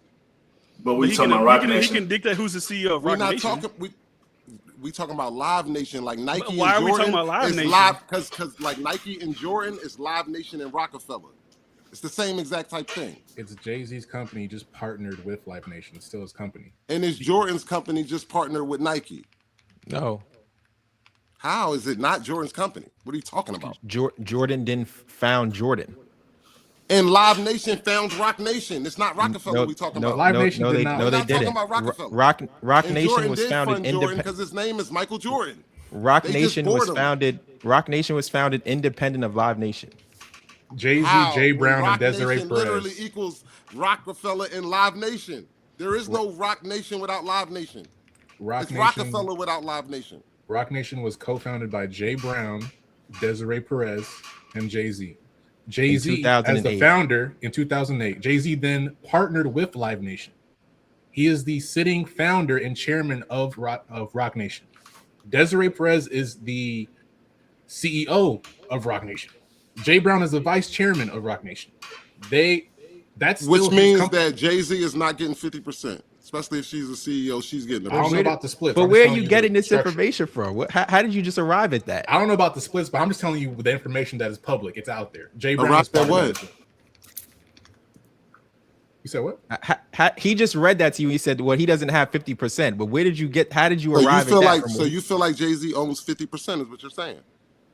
I don't. I can tell you that he owns a large majority of the company. He founded it in 2008. Only thing we read. First, you just told me that he didn't found Rock Nation. You said Live Nation did. That's not true. No, I said they found it together. He found. They didn't though. They didn't. They didn't. So he came with Rock Nation and said, "Yo, Live Nation, I got this company with your name on it. Y'all should partner." That's not that name. It wasn't Rockefeller. Rockefeller was sold. Rockefeller sold in like 2004. Yeah. To Def Jam. Yeah, so that you keep and saying then he worked Rockefeller. at Def Jam as the president, and they gave him Rockefeller for free. Then he partnered with Live Nation. Well, no, that's not what happened. But you're like confusing a bunch of different points. Because Polygraph been involved the whole time. So if he went to Live Nation, then Polygraph still owns their percentage. So he probably won't even own half of that. I'm telling y'all how it works. Where did you get Polygraph from? How did we get there? Polygraph was the owner of Rockefeller in the beginning. It was Polygraph, Def Jam. Rockefeller and Rock Nation are two completely separate entities. This has nothing to do with each other. Listen, Jay, I understand you got trying to cook, but you ain't got the stove on. Listen to me. Yo, what are we talking about here, Chad? You're just wrong. You can look it up. I don't even know who's controlling this. Put it on the screen. Somebody. Turn the stove on. We got here because we were saying how like Rock Nation moved, and we was trying to say how influential Jay-Z is with like those he might be right about Rock Nation and Live Nation starting together. I'm reading a Billboard article. It says in 2008, Jay-Z and Live Nation entered into a $150 million, $10, 360 deal. It was a JV to cover his next 3 deal. albums, publishing and other assets, and formation of Rock Nation as a joint venture between Jay and Live Nation. Yes, it was a JV deal. He still founded the company. That doesn't change the fact he founded the company. That's not even the conversation that we were even having in the beginning about Jay-Z's control of Rock Nation. Like now that he found the proof. Now you found a proof. Y'all want to cut it off and say it don't matter. I've been saying it don't matter. I said it don't matter if they own 50, 52, 53. I've been said that. That's not the first time I said that. It was a 10-year JV deal. It was a 360 deal they signed in 08. Includes the tours and all that. But they didn't found the company. The Live Nation aspect came in because they were doing the touring. Rock Nation, the record label, had nothing to do with Live Nation. It's the capital injection when they decided to do the touring because Live Nation runs all the tours. That's what it is. And Live Nation is an equity partner in that. I don't even know how we got that to that point. Well, I think we got super technical on the control. This is Bryce's fault. This is Bryce's fault. How was it Bryce's fault? Because Bryce said Jay-Z pretty much has a hand in everything going on with Rock Nation. And then that's when Swain came in and said, I mean, that's not true though. With everything? If you're the all the decisions, no, bro, no. You're the majority stakeholder and you're the primary owner. Wordu, if you run authority, Wordu, bro. If who has the ultimate big authority? ass company, Of what? Of Rock Nation. Who has the ultimate say so as far as the corporate vision, the creative direction? All right, so A group of people. There's so many different divisions. I agree, but he's the main one. Yes, That's but all that I'm doesn't saying. mean that 100% of every decision goes through Jay, right? There's managers, and they make sure a lot of lower level shit doesn't get to him, Who right? has the He final makes say? decisions on the big shit, but not everything, bro. Who has That's I how think it works Ty in and big Jay companies. Brown be having a lot of the final say because Jay got shit to do. Let's What- stick to what- stuff what we is can Jay factually doing? prove. What Let's is Jay stick to stuff we doing? can prove. I can't do this crazy. What is Jay doing?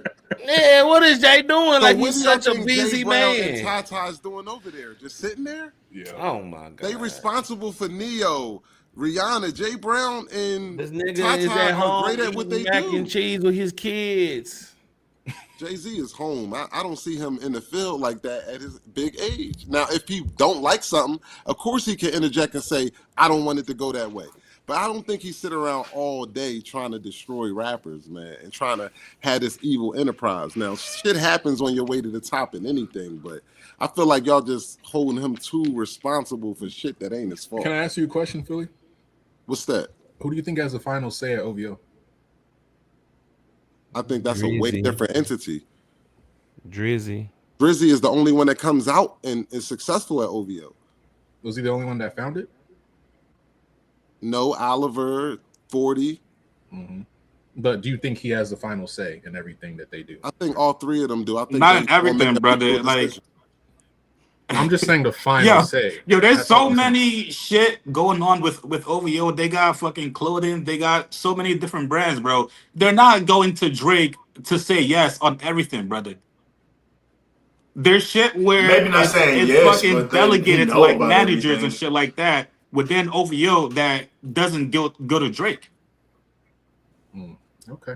Drake does not say yes. But Like, what are you talking majority about? of the stuff, the majority of the situations The that most happen important on stuff, OVO hit yes. his table. Bro, once your company hits a certain revenue, brother, there's you fucking hire managers that make sure, yo, the guy that's at the top, he does not have to be bothered with lower level shit. I agree.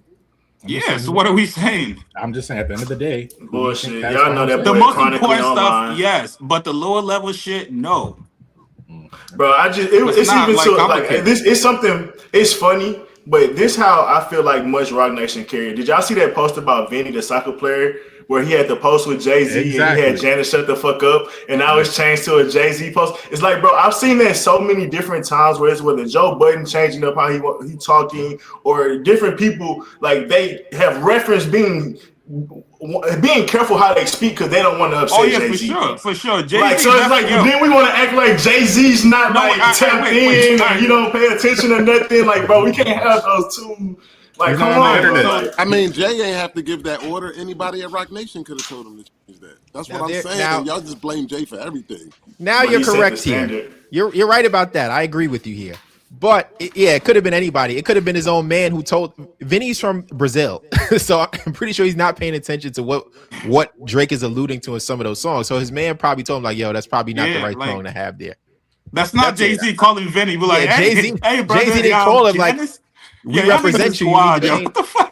Yeah, come on. no, I Y'all are can wild. respect that. That's one example. Like I said, I mentioned Joe Budden. I mentioned many guys that they speak a certain way. They speak very lightly because they know like they don't want to upset Jay-Z. And then you have these people like, bro, Kanye used to have the all-time rants. Nicki had all-time rants where they're like, bro, I'm tired of like being silenced and people not hearing me. They feel like they gotta be heard. So, bro, there's plenty of people. I mean, I respect that, Joe. like, Jay-Z showed ended his that. career. Like, Jay-Z ended Yeah, Joe's so- rap career.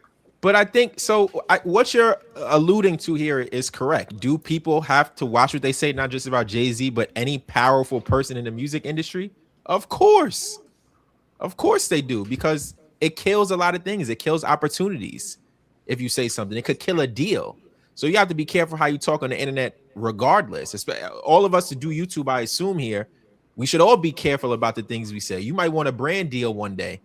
So if you're doing something online or talking about a certain entity online, you should be careful with how you word things. Or if you're making an allegation, you should be very careful about what you're alleging in certain videos, especially about certain people in certain companies. That should be the standard.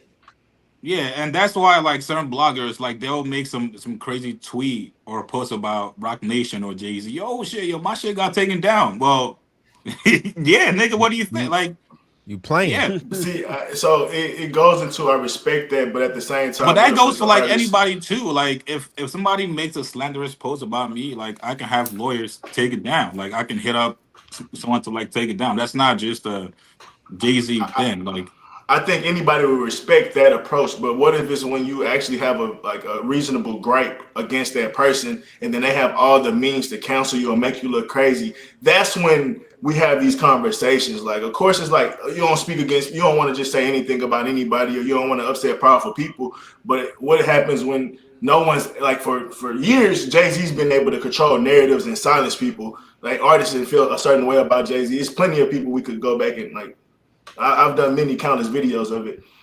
Like they pretty much get silenced because Rock Nation have the tools and media control. So that's when it's like I feel like the conversations are starting to come out now about like the power that they have. It's not that they're just doing what's reasonable. Like don't go against them. Like they supposed to protect themselves. It's like it's a conflict of interest when they control media and they also hoeing people in the same time. Like yeah. This is that's the game. When you have power, you exercise your power. It is. If you look at the 38 Special situation, 38 Special dissed the wrong dudes at the lowest level, and he still got blocked out. That's what happens in anything, right? Like, you can't just go taking shots at whoever you want to take shots at, or you got to deal with the repercussions. 50 got shot how many times over that? It just so happened he survived and made a career out of it. But he wasn't winning at first from dissing all them dudes. It was going left at first. Just being honest. You diss people, you gotta stand on it.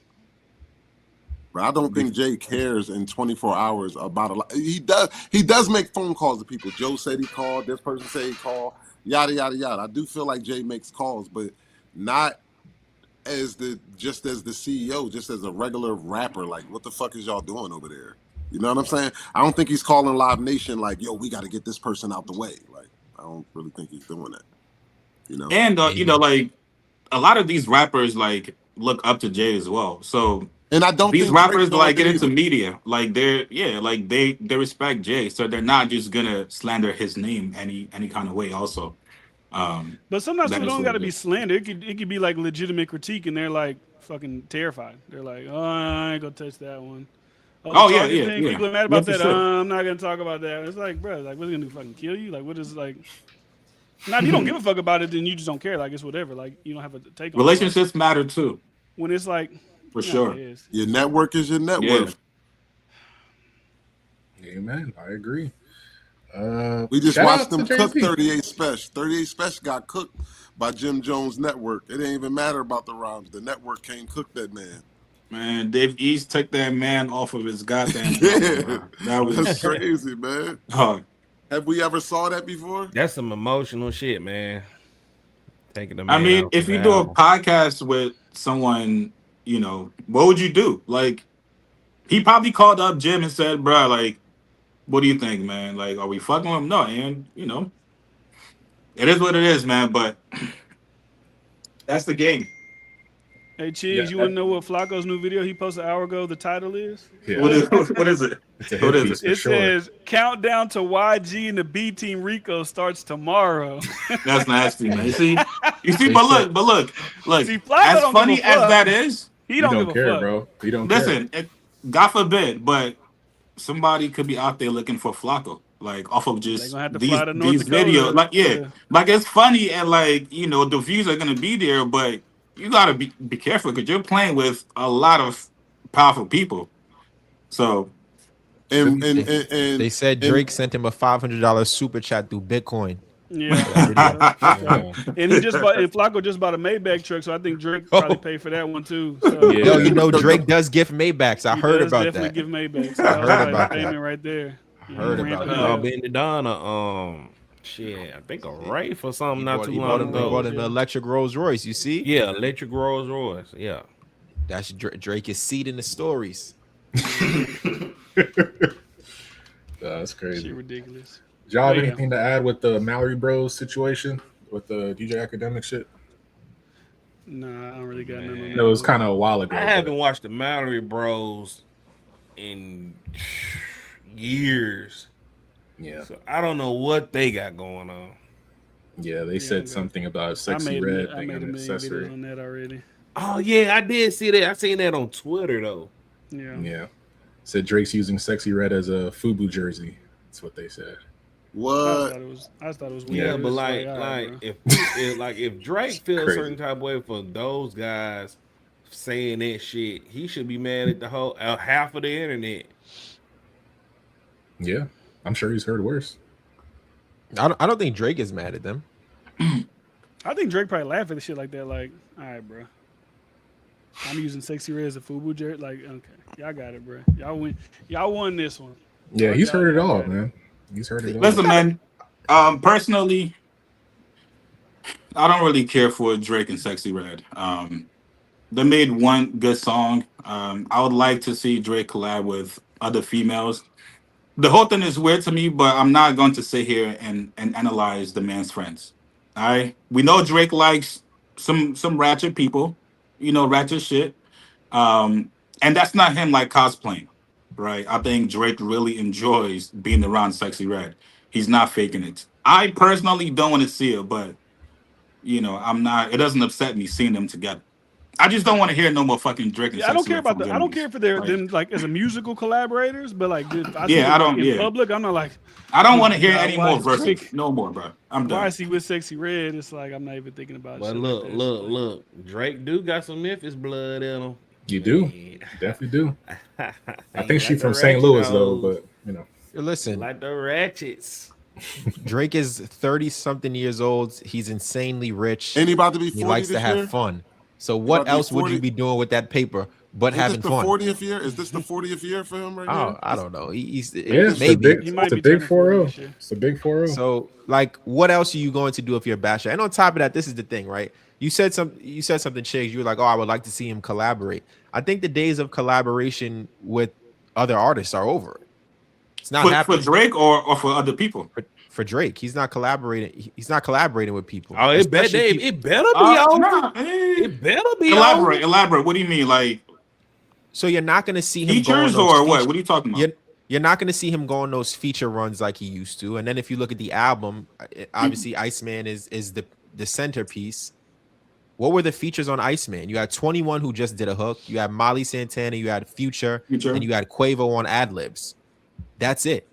You'll also notice that he doesn't collaborate with artists who are signed under the UMG umbrella. So if you look at the show he did Wireless 3 nights in a row, those are all Sony artists. So he's essentially, you just got to watch how he moves. He's telling you, I'm not helping anyone who wasn't there for me, and I'm not helping my label make any more money off me. So the days where I think you're going to see Drake go out there and collaborate with a larger name, I think that's over with. Maybe a Lotto, because of obviously the ties that they have through 21 and for sure. You're not. We got a song coming out this week with Karol G or some shit. Wasn't they saying that? That's what people. But that's like that was rumored. That's like I don't care. I'm not rushing to listen to that, but like I just seen people saying that he had a Karol G song coming out.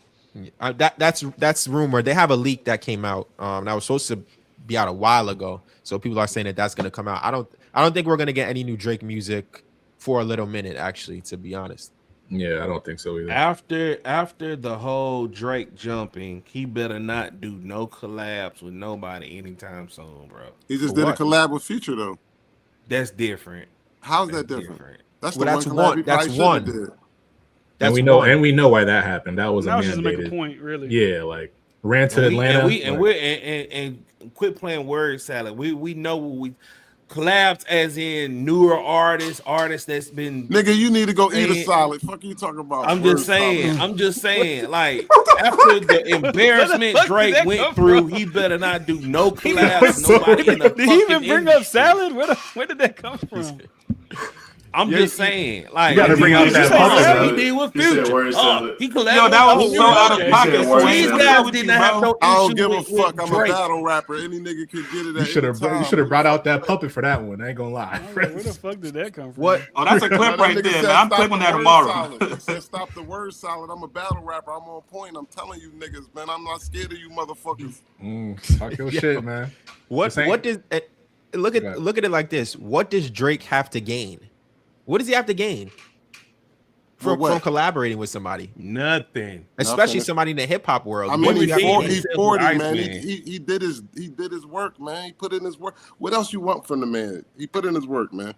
He lasted like 15 straight strong years. I think he cares so much. We had to watch Lil Wayne fall off. That was the hardest thing for me in hip hop.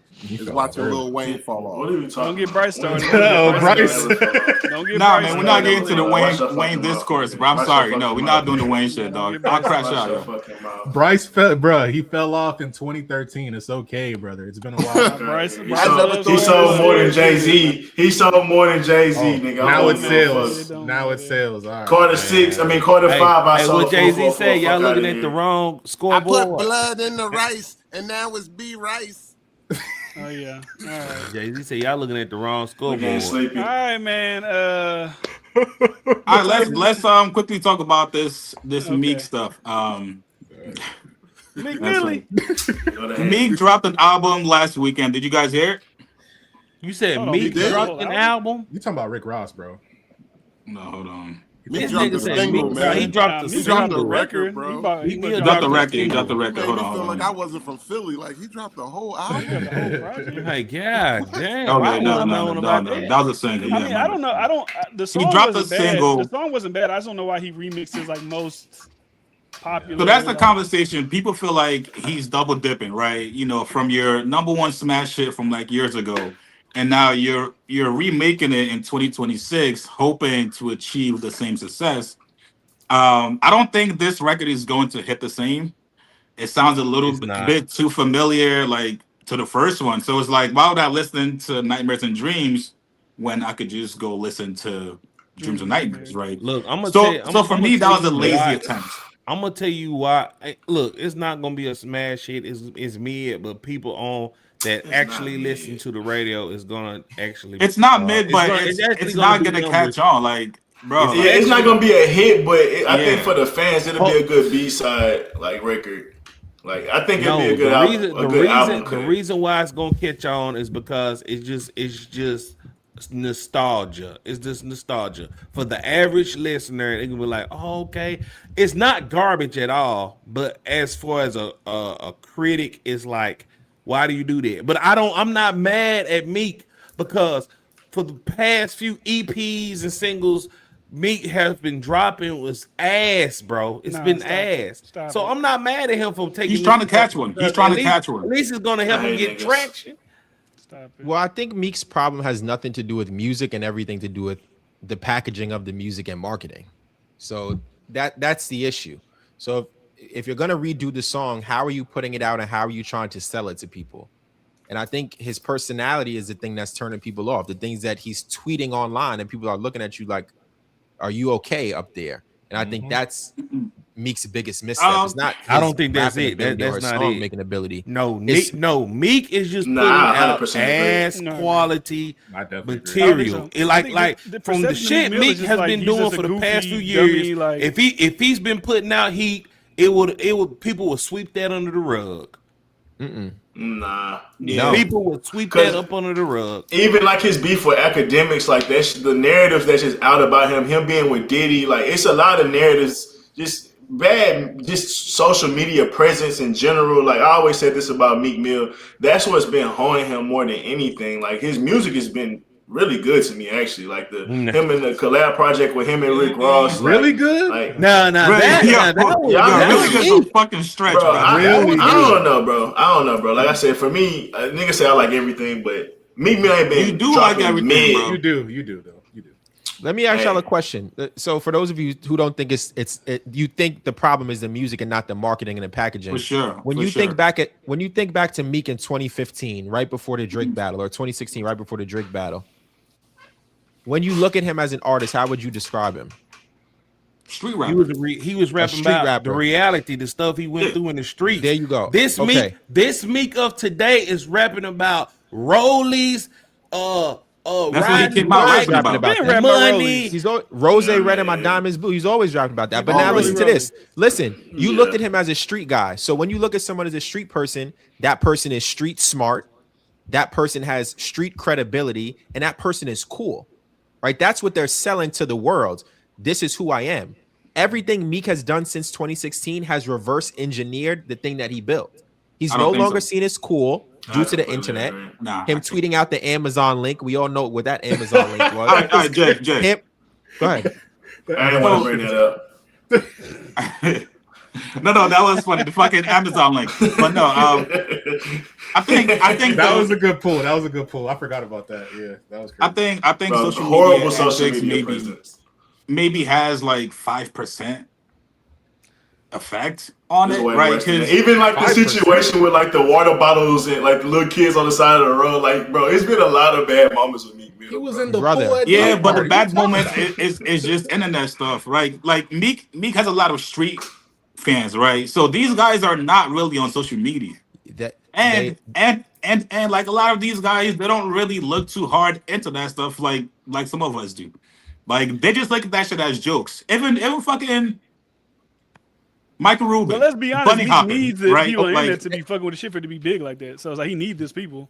There you go. So bunny hopping with Michael Rubin, then going online and saying, "Hey, I need help starting this business," but you have Michael Rubin's phone number. Like it's things like that you lose your persona, and that's the thing with rappers these days. With why these rappers are struggling when they try to become streamers. The minute they reveal their real personality, it turns people off because that's not the image that they originally sold. I promise you, the average but Meek's audience isn't really on social media. The average listener do not care. Nah, that's not true. That's not true. What do you mean Meek's audience ain't on social media? What street dude you know? For example, the champ. They're not on Twitter, bro. They're not on Twitter looking at fucking fire. They're on Instagram.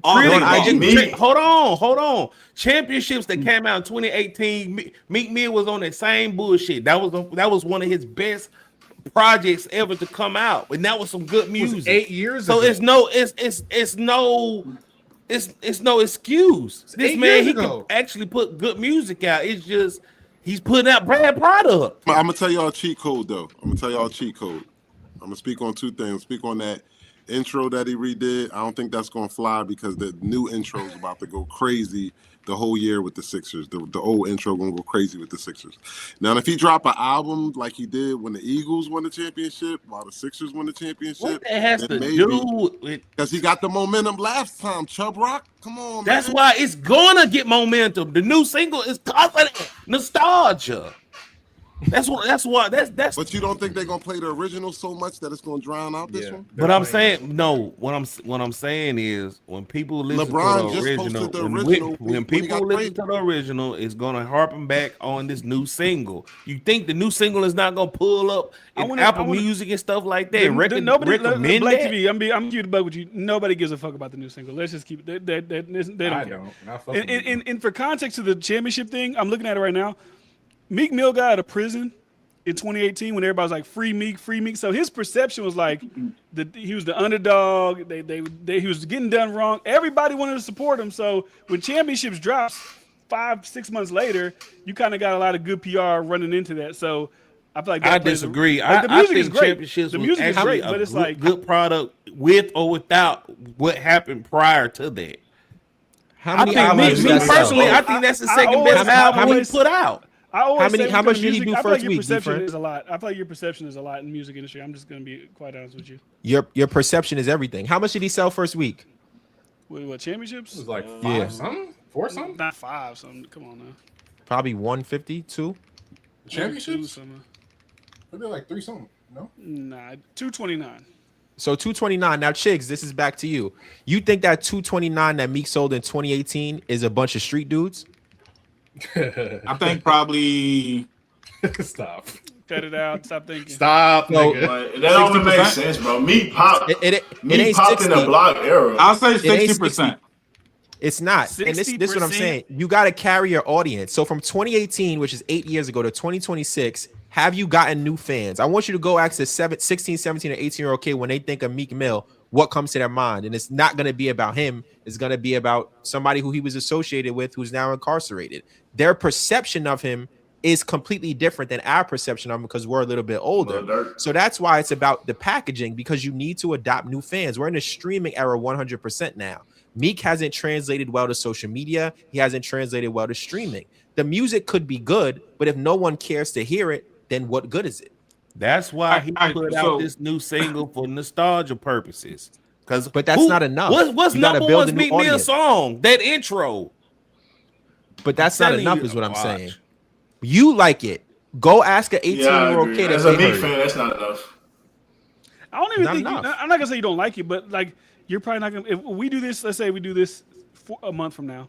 Hey, Black Titty, when last time you listened to that Meek record? You're probably like, oh shit, I ain't listened to it since the last time we talked about it. So it's like, I don't think the record's gonna go crazy. Like, it's kind of like you just those songs like that. I just don't feel like you don't redo, especially yourself. Like if a young guy who's new, like 20 years from now, is like, I'm gonna redo this. It's like Lil Baby doing freestyle over again. It's like you just don't do that. You just let freestyle be what freestyle is. Like, you're just not gonna redo that. So all right. So if we're talking about like Meek's perception, like let me just put it out there.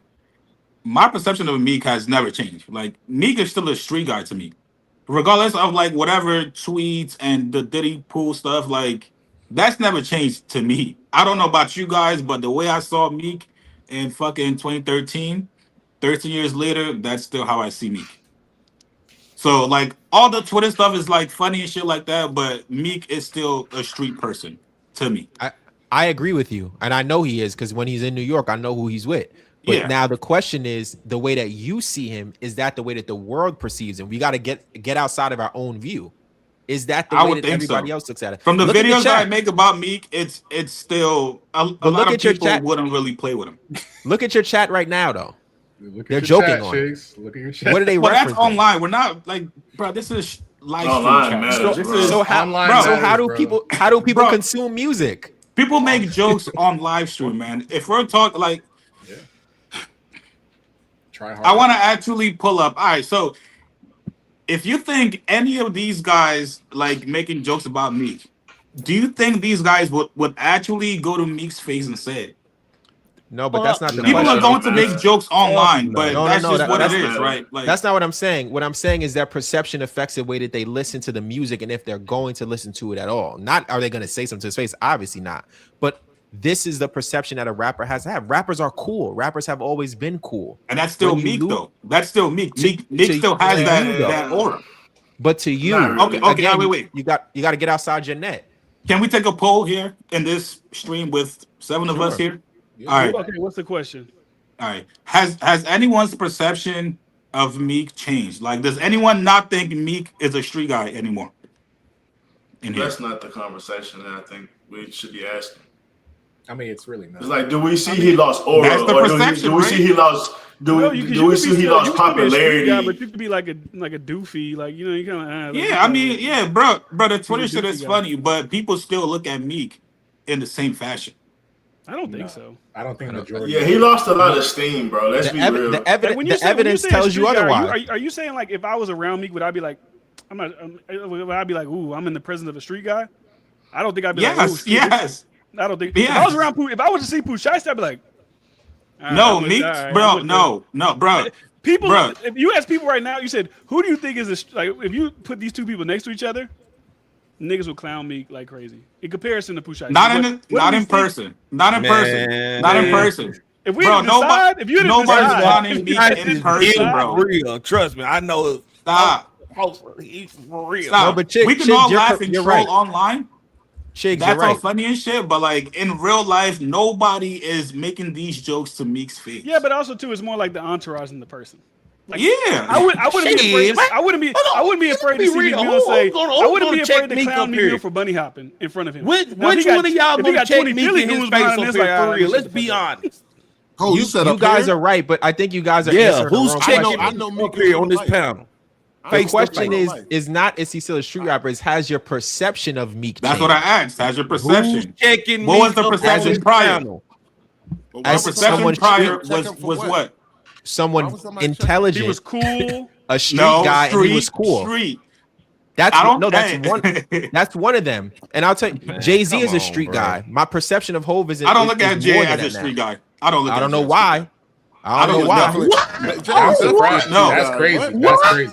That's Over crazy. Meek? Are you That- yo? Come on, Yeah, stop. I'm- I'm a fresh I'm- out. Listen. I'm I'm a from fresh New out. York. Cooking They both from the macaroni. streets. They both from the streets. They're both. Yeah. Yes, but Yeah, yo, for real, in real life, no matter how. in That is- 2026, Jay-Z nobody talking about looks. hardcore God, street bro. guy. I guess Talking about a drill rapper, like He's Yo, from in the 2026, mud. nobody looks at fucking. I'm not Oh gonna my say, bro. God. I ain't gonna lie to Yo, you. I'm I a don't think a crash lot of out, people- man. Stop, I bro. don't think a lot of people look at me Over like a Meek? street rapper. I don't think so. I don't think they're looking like a street guy. I think it's like this is a doofy like dude. Like he We was talking about maybe Meek? in his early days. They was like, oh yeah, this is Meek Millie from Philly. Now it's like, all right, it's Meek. He said Man, this come stupid on, shit, he's DiFran. goofy, We like, bruh. I'm just telling you, like I don't like. I'm not looking at Meek like that's a street. So you guy. gonna grab Meek by his shirt and check him. I'm not grabbing, but that's just. I wouldn't grab anybody by their shirt. So like that's. I wouldn't grab any of y'all by like. What that doesn't mean anything. Yo, Like, that Chigs, doesn't, man, like- you have a large following. When you make your next video about Meek, I want you to tell people to post in the comments. Has their perception of him as a person and as an artist changed? The data will tell you yes. But Okay, again, hold on. it's different. rock Hold on, with hold on. I rock. with Listen, Jay. It's different from people typing online from actual real life, right? Like people are gonna troll. People are gonna like, It's the same. you know, like that's just internet culture, Man, there's bro. people in the- But like real people in life, the chat like right now don't even have profile pictures. Like, yeah. So that's it, like be real. you can't really measure it with like YouTube comments or like that. But no. But I'm saying these people are consumers. The people who are in your comments are consumers of the music. Like Yeah, that's who people are streaming still checking out Meek in 2026. Even like, bro, despite all the jokes, people are still going to check out Meek's music. By what measure? How do you measure? it? Yeah, I'm about to say he has to do a lot, right? I don't know. Yeah, I don't think He hasn't dropped since 2021, like a solo project. Like he gonna have to have a real hit if we gonna say what you saying. Yeah, Exactly. but right. Ross had a If- great album and he's struggling too. It's not Because the people game aren't is checking struggling. Because people aren't checking that's for the fact. music. Well, Rosa is different, right? Like nobody's really checking for 2026 Rosa. And by the way, yes, he flopped, but if we're comparing his flop to some other artists that's active, it looks kind of decent. It looks Not kind of really. decent.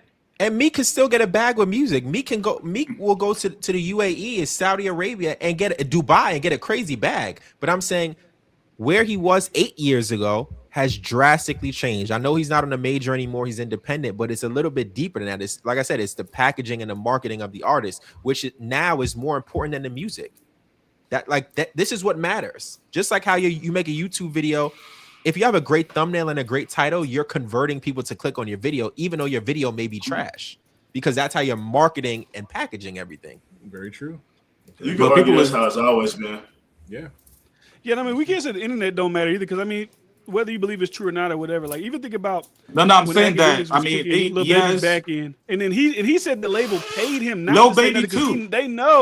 they know that him saying something about Lil Baby, short bus baby, whatever he was saying about Lil Baby was ruining the perception of Lil Baby. They were willing to pay him to not talk about Lil Baby. But And now, that's look. internet shit. Hey, has All right, Axe look, said anything look. about Baby's new single? Nope. garbage. Nope. I don't think he said nothing about it. Now the But single's the single's good. He doing hasn't well, said right? anything. The single's The doing single's well. good, but he didn't So say that's anything. what I'm saying. If DiFran, the why he ain't music say is nothing? there, you say what? Why? Ask DiFran why he Oh, ain't why say he ain't say nothing. nothing? Because it's Maybe a they good paid him. single. Well, let's put two and two together. It's a great single. Yeah. What you trying to not say, just- Jay? He got paid? But Of course. but Lil Baby Of single course. is doing This time good. around? Possibly. Yes. If you listen to Axe's last rant, his last rant was, "I would destroy Lil Baby's career." He allegedly sent somebody to try to put hands on Ack. Ack hasn't said a word. The last time He did if you say follow the next time pattern, he drops, I'm gonna like step all over it and I'm gonna do whatever. And I don't think he said anything. about it. okay. Now follow the pattern. The last time that happened, where Meek put out a record and him and Ack didn't say anything to each other, Ack later went on and said, "The only reason why I wasn't saying anything to you is because your label paid me." That's how the game works. Yeah. I And still Ack go back to the also, music, but Ack man. also said he wasn't going to take no more money from his label, though. He said that on stream. DJ people say a lot of Akademiks is a shit. business. When you see People say a lot. Akademiks post something and he tags the artist, that means it's a sponsored post. Yeah, like that's every blog this week was talking about how rich Rick Ross was with his new 670 unit. I was like, why is he paying for this? Why did he pay for this? Yeah, did you post it too, Chig? Did he pay you? Did you post Rick Ross got a 670 unit apartment complex? No, bro. That's the other bigger block. That's not me. It was wrong with you niggas though. But it too. Baby, that's another person too. Who people, all the jokes were like flying and shit like that. The music wasn't sticking for Baby, but now that he's got a decent record, it's not perception. I think it's he the just had a perception. decent record out that's undeniable. Wham was a really good project. Yeah, I think this record. What you said, Bryce? It's not like They didn't like the record. Wham was a really good project. It's the perception. Like I think another person we could throw in there, Roddy Ricch. Like once the perception changed, niggas just not giving the guy a chance no more. The Baby, once his perception changed, like people not giving these guys chances no more. Like the music quality is pretty much close to what they've been doing, but the Baby got canceled. The perception's changed. But the Baby got perception. It wasn't the music though. It was the perception. So why is everybody gravitating to his new single right now then? Paid promotion, advertising. Promote your style, man. Hey, come on, As a Lil Baby fan, Wham. Every Twitter blog, Lil Baby's new single, man, Bush, they was all pumping that shit. I was like, all right, if that's the case, it can work for Meek Mill as well. If that's the case, and it's not working, you would think so, right? You would think he's not paying for promotion. What do you mean? He's not packaging his product correctly. But Exactly, and Lil Baby's been more active than Meek Mill. Meek Mill ain't been that active. Lil Baby been dropping. He dropped 2 projects last year, and he dropped like a duo project with Lil Durk before that. Another solo project. Like, Wham didn't even do numbers. Active. He's still in his prime. Wham didn't even do numbers. It was not trash, bro. That shit was not trash, bro. Wham was trash, bro. Rap albums last year. What are you talking about? What are you talking about? Wham did good. Yeah, he also Gunna, I think. But now look at Lil Baby's perception, okay? Gunna goes to jail. Gunna comes home. Gunna catches a smash hit and ignores everybody else in the Atlanta market except Offset. Now the perception is Lil Baby needed Gunna this whole time, and that's gonna be the perception until Lil Baby catches a record, which he caught right now. And again, that's the same thing with packaging and promotion. You have to be able to market your artist. When you have a major behind you who is spending the money on you, that is going to make people look at you differently if they know how to package you. That's the music business. He did not outsell Last One, bro. He did not outsell him. But that's wait a minute. Look, pause yourself. Gunna's last album. Reflect. The last one versus the last one was the last one. But like going into even what Jay's saying, like if you even think about the big 3 rollout, GNX was wrapped around the beef, the pop out, the Super Bowl. J. Cole there wasn't no the rollouts PUBG for fucking GNX interviews. Man, come on, bro. Stop this. Let me finish the point. You can argue your point is absolutely wrong in the first place. You don't even know where I'm going. You don't even know where I'm going. Whatever it had a lot of steam. Kendrick had a lot of steam before GNX dropped. Rollout or not, GNX had a lot of steam. Kendrick had a lot of steam. I didn't even know Kendrick anyways, bro. Whatever. He just dropped it. You're not letting me land. You're not even letting me land. I'm not even talking shit about none of them. I'm giving them props and up. No, but it's not even that, man. We've had this Kendrick. You're not even letting me land. Times, man. Yo, let him finish, bro. Go ahead, you're not even letting me land. Go ahead. So with Kendrick, with J. Cole and Drake, with the Iceman rollout, you seen how much effort they put, and then going into like the packaging that Jay said. Meek Mill just try to drop a single and maybe do one interview, bro. Like he gonna do like 50K first week, 100K first week at best. Like you see what the biggest artist did, and J. Cole shit not even streaming no more. He put in so much effort into it, or not even necessarily streaming, but it's not doing Billboard numbers, and he dropped this year. GNX, it didn't necessarily do over 500K, and it had so much wrapped around it. So it's like Meek Mill don't have none of that steam going into that. Haven't dropped in 5 years, like bro. You got to do a whole lot of reconstructing and packaging, like Jay was saying, if you're really trying to like even like have some type of impact for album. Like we being for real, people really gonna take you serious. Yesterday, bro. Like, bro, but that's so like basic now, bro. Like. That's so basic compared to what the biggest guys did to like actually advertise their album and package their album, bro. Like they made it a spectacle. They made it cinema, bro. They made it like I mean, what you want Meek Mill to do then? What you want him to do? Drop a documentary. Drop a little shit. He a good actor. Drop a little 10-minute. Like, what do you call those things? I forget. Like a little, like a skit or something like that. Like, how about drop some fucking music like he did, and let it be good? I mean, that's a part of it, but that's going into like you just can't drop that. Like we just said with Rick Ross. I mean, I think we all agree Rick Ross dropped a somewhat decent project or okay project, but the packaging around he had a rollout. He actually had a rollout though. I mean, this song been out for 5 days.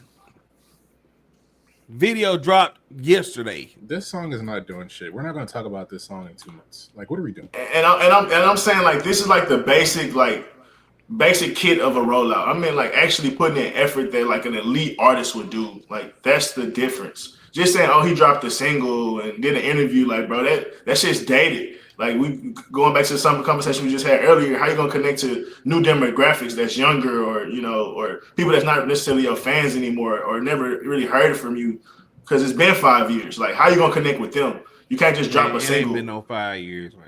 Bro, it's been 2021 since he dropped the solo project. Especially probably dropped in 2021.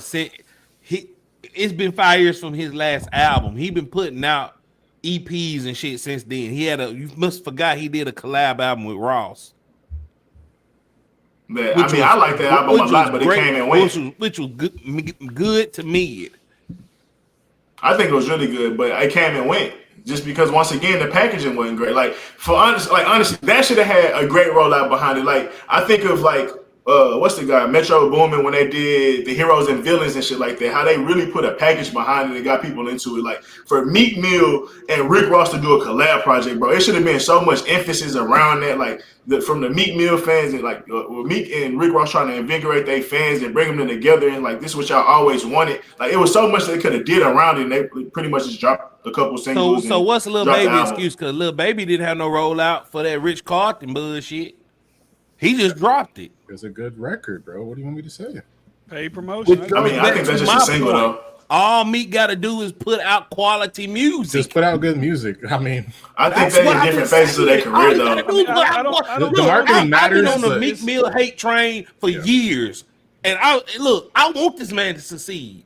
All he has to do is put out quality music. He can do it. He just the thing is like this, like Black TV. The thing about like this.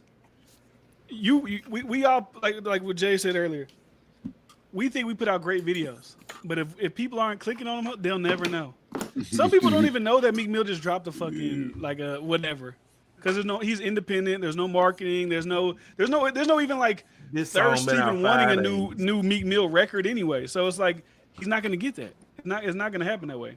How long he's gonna have to put in money marketing wise. He's gonna have to pay blogs to post about it, because we all know a lot of people are just like followers. They see, oh, everybody likes this. Okay, I like that. That's the fact of like the reality of what's going on here. So I don't know. How long are we supposed to wait? More than 5 days? How many days are we supposed to wait before we say a record's good or not? I mean, that's subjective.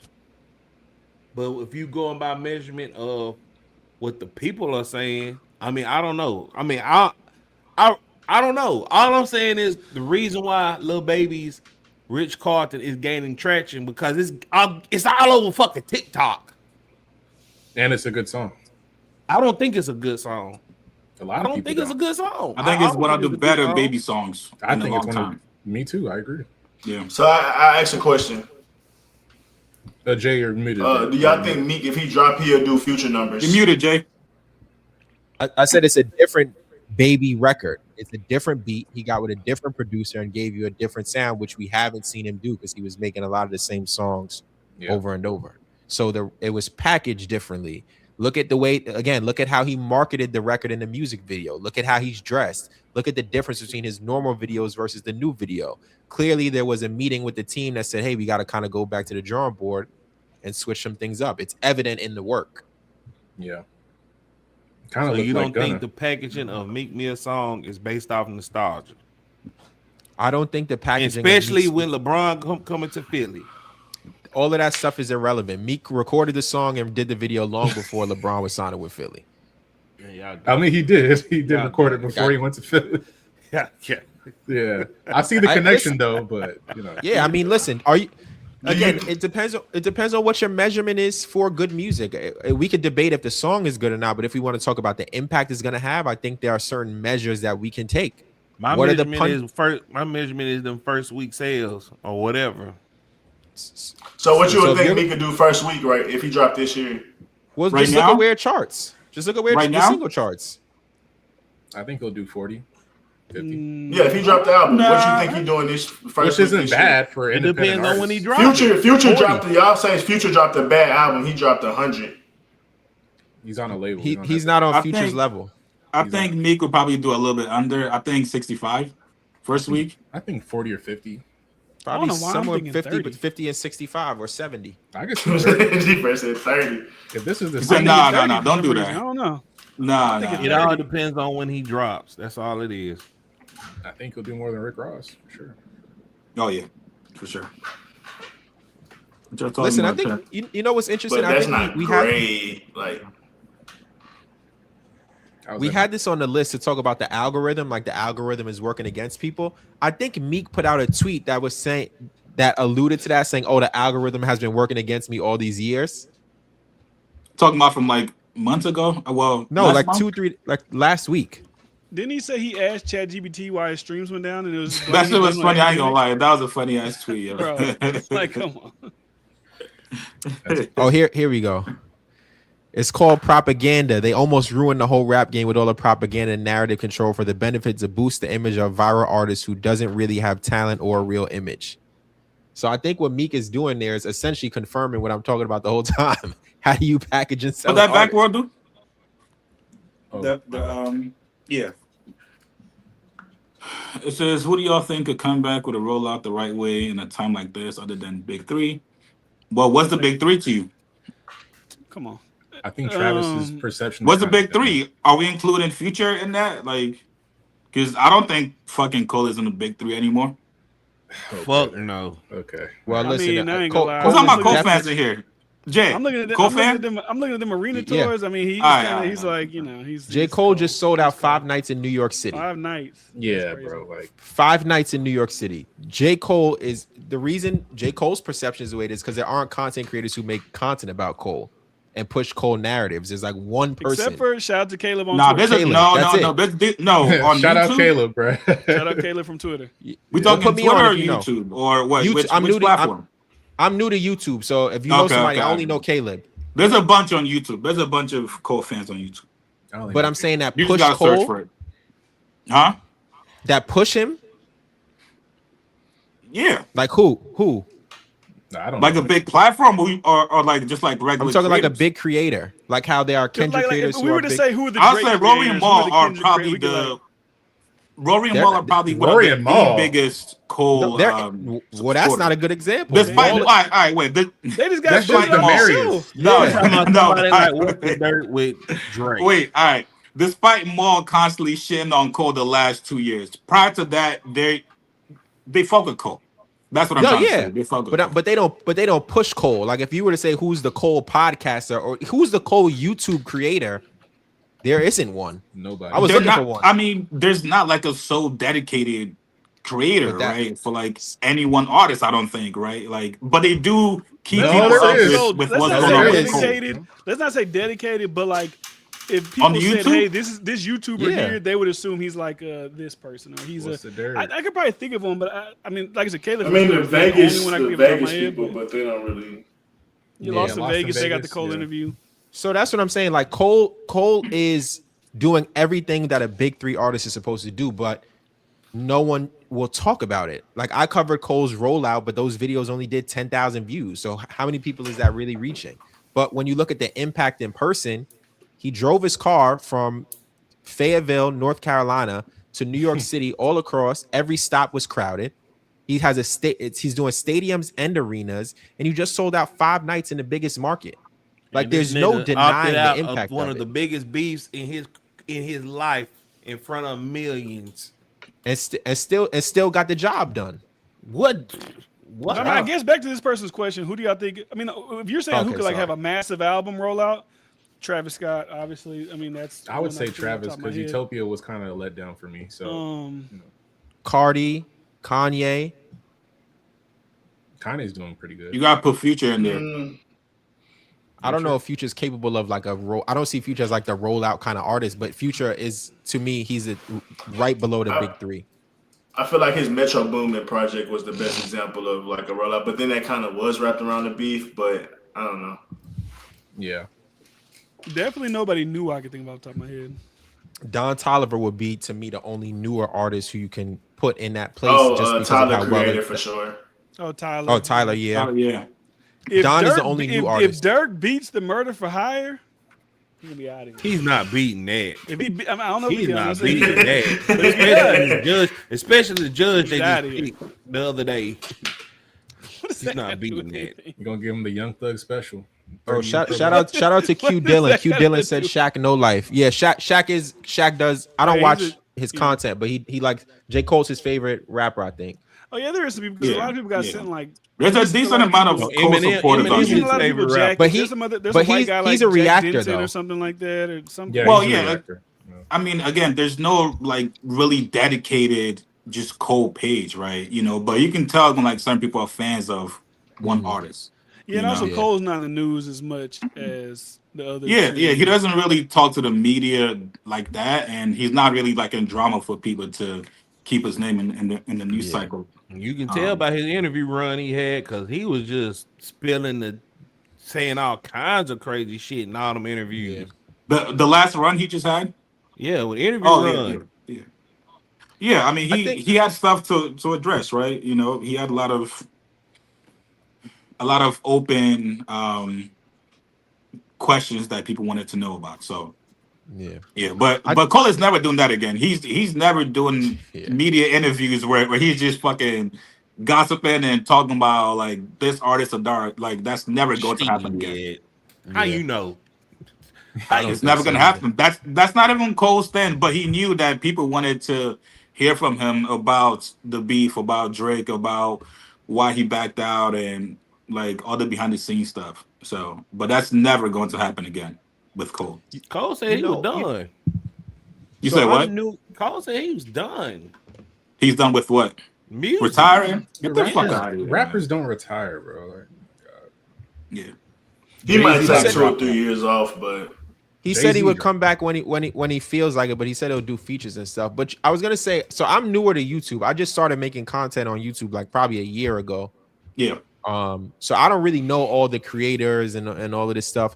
But when I was talking about like a Cole kind of person, I mean like the newer wave of YouTubers who not only cover like they don't do reactions, but they more cover what's going on in this artist's life, business wise and rollout wise, like that kind of thing. So like I think the people we named are more reactors than daily kind of reporters on what's going on with this artist. That's why I see Caleb tracked the tour. Caleb is tracking the magazine, the podcast, and he's like writing the narrative. So when a bunch of people say, "Oh, Cole did XYZ," he's like, "No, that's actually wrong. Here's the proof." I don't know if there's anyone else outside of that exists for him. I think for Drake, obviously, What's the Dirt is the largest creator who covers Drake, and him and Akademiks. Sorry, and then for Kendrick, I think there's a ton of people out there who are favorable to Kendrick who cover everything that comes out about him. So. Shout out Charles Brown.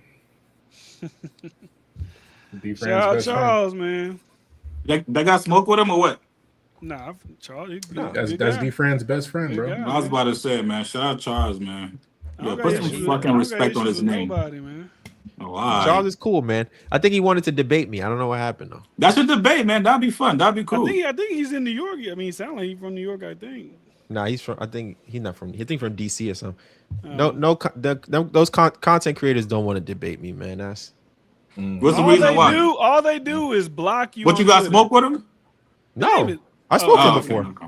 Nah, we follow each other on Twitter. I spoke to him a couple times.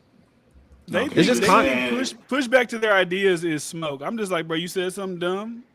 I'm gonna talk about it. Like I did a video about some guy named Read My Soul. And somebody tagged him, but I was like, he blocked. He commented on my video. I was like, what the fuck, bro? Like, is it that serious? Another Kendrick, like Chilla Mamoni, blocked him. Why y'all blocked him? What'd you say? Which video? About Read My. What did he say? He said that Drake's album isn't doing nothing, and he said that Rick Ross's Mahogany, whatever, with T.I. was buzzing more in the streets. Mahogany Like, bro, Casket. it's got like one of those like we're just being like we're just saying shit just to say shit. Yeah.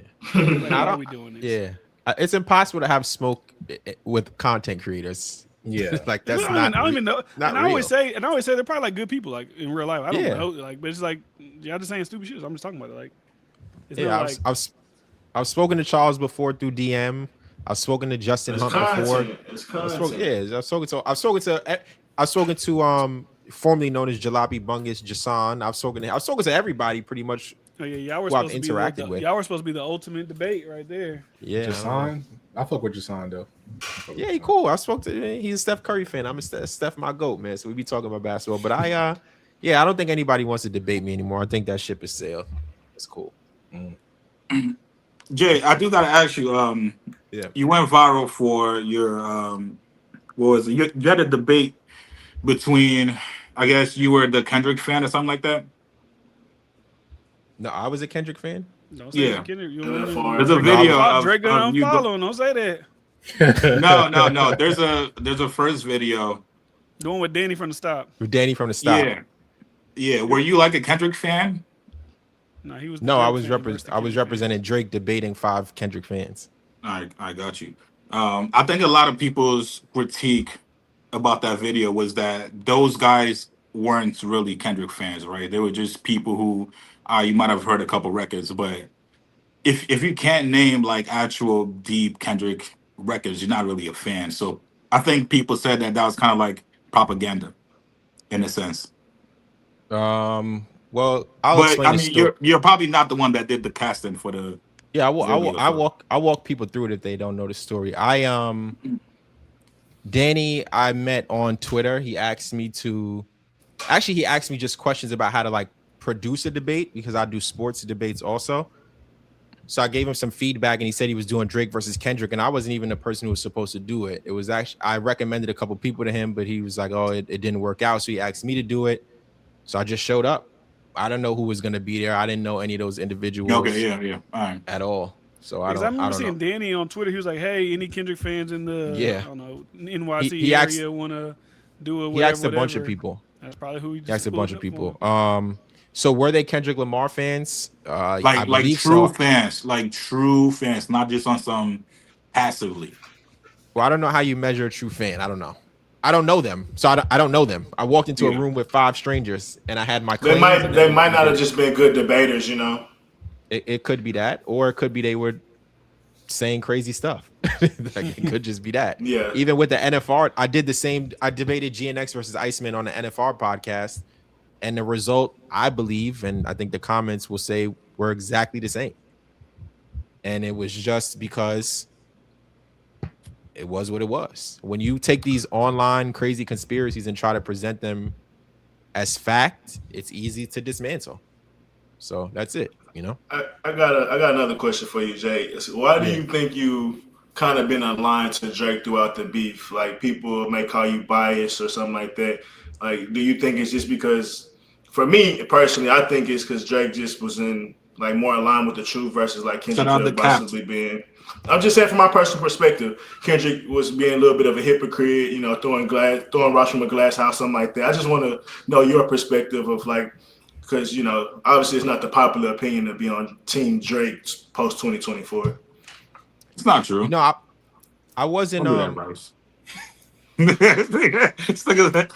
a trap question, Jay. Go ahead. I wasn't on YouTube during the beef though. Like, I didn't start making content until, I don't know. Let's look. Till like right around the Iceman announcement, which is after all of this stuff. So I just came on YouTube covering the rollout. Like, that's kind of my first entry into it. So it has nothing to do with being on like the right side of history. I like Drake. That's my favorite artist, and that's it. I just covered a person whose music I enjoy. And I think what happens is, like you said, on YouTube, it was anti-algorithm to make content about Drake, especially coming out of that. Like, if you look at all the people who blew up during that time, those are all channels that aren't fans of Drake or aren't fans of Drake anymore. So that's why I think people look at it that way. So my first long form video, I posted on April 2nd, 2025. Oh wow, that's new. So that's That's like wait, and that was about sports. That wasn't even about music. So, you know, it's. I think, like I said, when I start giving common sense takes because the pendulum had swung so far anti-Drake, and I was just telling the truth, people framed it as, oh, this guy is super Drake and anti somebody. But you can go to any of my videos, you can go to any debate I've done. I've never said any bad word about Kendrick Lamar, like not one. I have a whole video with Top 5 Troy, shout out to him, where we're ranking Drake and Kendrick Lamar as writers. I don't have to say anything negative about one artist to big up an artist who I'm a fan of and I believe is the best rapper. Yeah, you know? Shout out Top 5 Troy. Are you able to say when Drake dropped a trash record? Yeah, of course. Well, when do you think Drake last bad album, or have you think Drake dropped a bad album? I think he doesn't have any bad albums. There's no whack Drake. All right, I'm gonna let y'all. Chad, this was lovely. Hey, yeah, was lovely. Now listen, I know. Great. Hold on 1 second though. I would like you to tell. Brother, I'll tell you what my Drake isn't watching this, Jay. So you don't think honestly Nevermind was trash? Hey, watch your mouth. Watch your mouth. Watch your mouth. Well, I would like to finish though. So I don't think he's dropped any bad albums. If there's an album I would say that I don't listen to that I'm not, oh, this is hot to me, would be Honestly Nevermind, because that's not my vibe. What about them other 2 trash albums they dropped with Iceman? Wait. Stop. So if you think, BT go crazy. so listen, if you believe that Maid of Honor is trash, I question your ear on music, unless you just don't like R&B. Jay. All right, you see. That's the majority of everybody up on the. That's not really the R&B. That's like the Afro. Listen. All right. Watch your mouth. Speak for yourself, Black TV. Maid of Honor. That's so like you like every. All right, so I guess outside of one album, you like every single Drake album. For All the Dogs, tell me, for me to respond to you, what do you think is a bad album? What's a bad album? Like, I can't hear. Has Drake dropped any album that you listen to? You like, this isn't it. No, and I just explained to you why. He makes good music. That's the difference here. When you can make consistently good music, so there's no bad album. Even if you say something's kind of mid, shout out to Tony. If you say, oh, For All the Dogs is kind of mid, do you categorize it as a bad album? No. Yeah, when I talk about, so you just enjoy. Too, I'm speaking from Drake to Drake, really. When I'm comparing him, like if y'all would tell me, oh, For All the Dogs is one of Drake's worst albums, okay, but I'll be like, still better than a lot of other niggas' albums. So it's like, you know. Well, no. So you have to listen to it and decide for yourself, is this an album that I'm going to keep on listening to? Is this an album that's consistent with what I enjoy listening to, right? Like, for my favorite artists, I'm able to be like, this album wasn't it. This wasn't a good album. So give me an example. Who's your favorite artist? I don't know. I like a bunch of people. I like Tory. I like Rose. I like Nav. But those guys, I can say that they've dropped projects where I'm like, this isn't good. But that's easy to look at and say those are bad. All of those guys have bad projects. Like that's an easy thing to look at and say Tory has a bad project. Okay. Or Ross's last project was bad. Or Nav's project is bad. Like that's an easy call. You know what I'm saying? But as a fan of somebody, if you can't, well, again, I can't tell you what's bad music or not. But even a lot of Drake super fans that I've spoken with are able to say, yo, this guy, like my barber, he's probably like the #1 Drake fan. And he's able to tell me, yo, that Drake album fucking horrendous, right? Like, which one did you say was horrendous? What Drake project is horrendous? I can text him right now. I don't know if he's still up. Let me actually.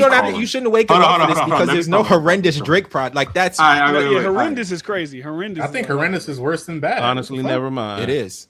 Like horrendous. I wouldn't say honestly Nevermind is horrendous. I'm just not like getting in the car, but if I was on vacation, I'm sure that shit would go. Like it would be like, it's a vibe. Just let it. I'm on it. Like so I would say it's horrendous. Yeah, taking that. It's not my vibe all the time. I would ask Chigs. Let's ask you. What do you think is? Which albums of Drake's do you think are bad? Okay. That's for me. Like, I mean, anybody can answer who thinks that he has a bad album. I'm gonna say For All the Dogs, I think I wasn't really fucking. For All the Dogs is I ain't gonna say that's a terrible album. It is mid. He didn't It fuck is it in mid this. now. For All the Dogs is underwhelming. It's not bad. It's it's mid. It's not terrible. Before For All the Dogs, people used to say More Life. Besides that, I don't. You can't. Or Darkland demo tapes, but like it's not many projects you could say from Darkland was good. Even close to being mid to me. So if y'all going to tell y'all are going to sit here and tell me an album that has Virginia Beach. I don't know if y'all like R&B. I like R&B. An album that has Virginia Beach on it, Bahamas Promises on it, right? Just those two R&B records immediately slap. Okay. Then if you want to go to vibe, What Will Pluto Do? Slaps. Like slaps. Polar Opposites, Away From Home, slaps. Tried Our Best, slaps. First Person Shooter with J. Cole. Giving J. Cole his first number one. It all slaps. makes sense now. He likes the R&B Drake. I just named you rap songs now. 8 a.m. in Charlotte is a rap song over a conductor beat. You gonna tell me that that's a bad Away song From on Home. a bad album? What y'all talking about? What y'all listen to? My problem isn't the fact that it's bad. It's just some of those songs I've heard better reiterations of those songs. So when I hear it, it just sounds like older versions of the songs that I actually like. So it sounds underwhelming to me because Polar Opposites is good, but I've heard songs like that before already. So it's like, but it's good though. It's good. It's good. It's just as an album, it's underwhelming. So is the it's album not bad? Formulated. That was the album bad, bad, bro. I'd say it's like a 5 out of 10 for his discography. Okay, so all right. Well, you just said it was good. And no. This is what I'm trying underwhelming. Okay. I'll take underwhelming. But this is what I'm saying. Show me a bad body of work. Like this is what I'm saying. What do y'all listen to show to say that this is a good album versus a bad album? Because if you went to For All the Dogs and you say that's his weakest full length album, and I just gave you bangers, show me another project. Pick another one. It's subjective. I mean, yeah, that shit better than that shit better than Gen you can't say they're bangers. To you, banger. That bitch better than the Fall Off. First Person Shooter is not a banger. That's a banger. The Fall Off was a terrible album. That's the best song on the whole project. Everything 8 a.m. in Charlotte. 8 a.m. in Charlotte isn't a spectacular rap performance. That's not like a top 5 timestamp Drake record to me. It's good. 8 a.m. in Charlotte is not a spectacular rap performance. No, it's not. 9 a.m. is better. And I don't know what we listen to. I don't know what we listen to. It's subjective, 5 a.m. is better. That's subjective, bro. The reason why you like it so much is because you're an R&B Drake lover. Most of us don't like R&B Drake up here. Black? Who are you speaking for here? Who like R&B Drake? Who are you speaking for? I'm a rapper Drake. Who like R&B Drake up here? Nah, me. Like I like R&B Drake, I like house music Drake. I like any Drake you oh my god. Yo, this nigga bright like UK Drake. House music, UK Jamaican Drake. It don't matter. But this is why I like to ask people who they listen to, because if you don't like R&B, which rhythm and blues, I like R&B. Rhythm, the key to music and melody, which makes music good. I don't know what we listening to then. I don't think Drake can sing. So Black TV, who your favorite? Who your top 3 artists? Jay-Z, Kendrick, Pusha T. They're my top 3 artists as of right now. Just like your whole life. That's nasty. My top 3: Jay-Z, okay, Kanye, Memphis Bleak. What the fuck? Joe Budden. No, not no fucking Joe. Shout out my nigga Joe. Shout out to Joe, man. What's my 3rd? That's hard. Drake. You can put Drake No. there. It's okay. We're not gonna. Yeah, bro. No, all right. Yo, can That's anybody tell me the other bad Drake album? Drake album while we waiting though. He doesn't have. My 3rd would be a group, but I don't want to say a group name. Who? He doesn't. Outkast? Me personally, just from how I was growing up in the area I'm in, I'm saying my 3rd 3 6 Mafia. I knew it. You from Memphis? Yeah, That's where you grew up. Yeah. I mean, That's your shit. I don't know. Where y'all all from? If y'all don't mind me asking, I don't know. I have no clue. Houston. I'm from Cali. I live in Dallas. From Jersey. Yeah, What part of Jersey? Oh, I don't know if you want to say online. No. Offline. I'll hit you offline. Yeah. He too famous. Bryce Philly's from obviously there. Philly. Texas. Like it's there. Yeah. Philly. Where you from, Bryce? Me and DiFran Drakeland. That nigga from Drakeland. Drakeland. They from Houston. I mean, H-Time. You know, Phil Ford. You know, I've been adopted by some Phil Ford slang. This is more controversial. This is more not controversial. This is more like a get people kind of. How many classic albums do you think that Drake? There we go. I was That's going the to ask real that question. question. I was going to ask that question. You need that. What you think, Jay? I say My 7 at minimum. Okay, well, you're above me. I would say this. My standard for a classic album is crazy. So, like, I don't know. Okay, let's start from Thank Me Later. What you think? Hold on. Let me make sure. I want to be accurate. Everybody will say thank me later. That's Take Care. Okay. Views. Okay. If you're reading this, it's too late. There we go. You got 7. Yeah, okay. All right. Okay. You said if reading this is too late? Yeah. Okay. I give you that. You ain't said nothing was the same. That's actually my favorite Drake album. Scorpion. No. Yeah, 4 already, big dog. No. You can say no all you want. I agree That's a with that. double album of slappers. That's what I'm saying. Have you heard Pete? No, you say that because the B-side is R&B. Have you heard That's Sandra what Rose? You say that. Yeah. Have you heard Yes. Mob Ties? Yes, that's why I'm saying that. Yes. You're absolutely right because he was Yeah, able to show how versatile of an artist he is. Singer, bro. That's crazy. Who's a better singer than him in the genre? Yeah, it sound good to me. We got one more to be determined, and I won't say it yet, but Iceman, TV. Some sexy songs. You don't for think nothing was the same? Was it classic? let me look, man. Wow, that's crazy. Or Thank Me Later? No, I don't think Thank Me Later is a classic. Thank Me Later's like that. Nothing was the same. Got some it's just the albums are just good. Like it's no bad. Tuscan Leather is crazy. This and Connect is crazy, but this isn't a classic to me. I think it's it's not. 6 or It got 5. some Yeah, he was at. I think he was at 5. A 4. I give him 4. I think his first 6 4. albums are all classics. I'll give him his first 6 are all classic. Yeah. Then you still got shit like Hurt Loss. Like, that's a classic. Yo, man, What a time to this be is what I'm alive. saying. There's no bad album. That's why I want when y'all say bad album. That's What's like, a what bad y'all song? listening to? All right. Give me 3 bad Drake songs. I used to hate Ratchet Happy Birthday. Gently. No, I don't hate Ratchet. Ratchet Happy Birthday is fire. What do you Ratchet want? Happy Birthday. I'll give That's you. Hold on. a I said I used to. Gently. I is ain't gonna lie terrible. to you, Chick. This is a while. I don't think I ever heard a bad Drake song. Gently. is Kiki. terrible. Like What about bad. Kiki? And that's The fine. Kiki And that's lyrics. fine. This That's is fine. That's bad. fine, but I'm just asking. Kiki, do you love me? I mean, maybe. Damn, I wouldn't son. even say Tootsie Slide is a bad song. Way Too Sexy. That's what a lot of people were saying. Way Too Sexy. Okay. Or the other Wait, song with DJ I Khaled. kind of fuck with that one. I don't like the joint with Michael Jackson. Don't matter to No, me. it don't That's matter. different record. That's different record. like Don't it. matter to me what you say. Listen. I'm probably one of the biggest Michael Jackson fans I on the love that planet. fucking song. No, I feel That not for I me. love that shit. Gently was trash. What's the other record? Okay, Into Walk Deeper On. Future. I stand alive. Oh, Yeah, that's yeah, bad. DJ Khaled shit. Yeah, a lot But of that's a throwaway. That's a throwaway for Khaled. I say Delilah, Gently, Glorious. Yeah, those are ass. At the Yeah, end but of look the at the day, bag you gotta at the end pull. of the Like, you day, gotta pull like you gotta go. Yeah, but I mean, Glorious go crazy though. goes crazy. I don't know about that. No, at the end of the He got- day, That, all bro, of that's that- 305 in my city. you talking about the Ice Spice record? Yes, bro. That's the 305 in my city. Because I'm not talking to Bryce about I'm telling you, bro. It's the, you OVO know, because top he's the joke. 305 in my city. He talking about the stripper, the lifestyle, and shit like that. And it's the same shit on the Glorious record. I'm telling you, if you go back and listen to it, bro, it's the same body, bro.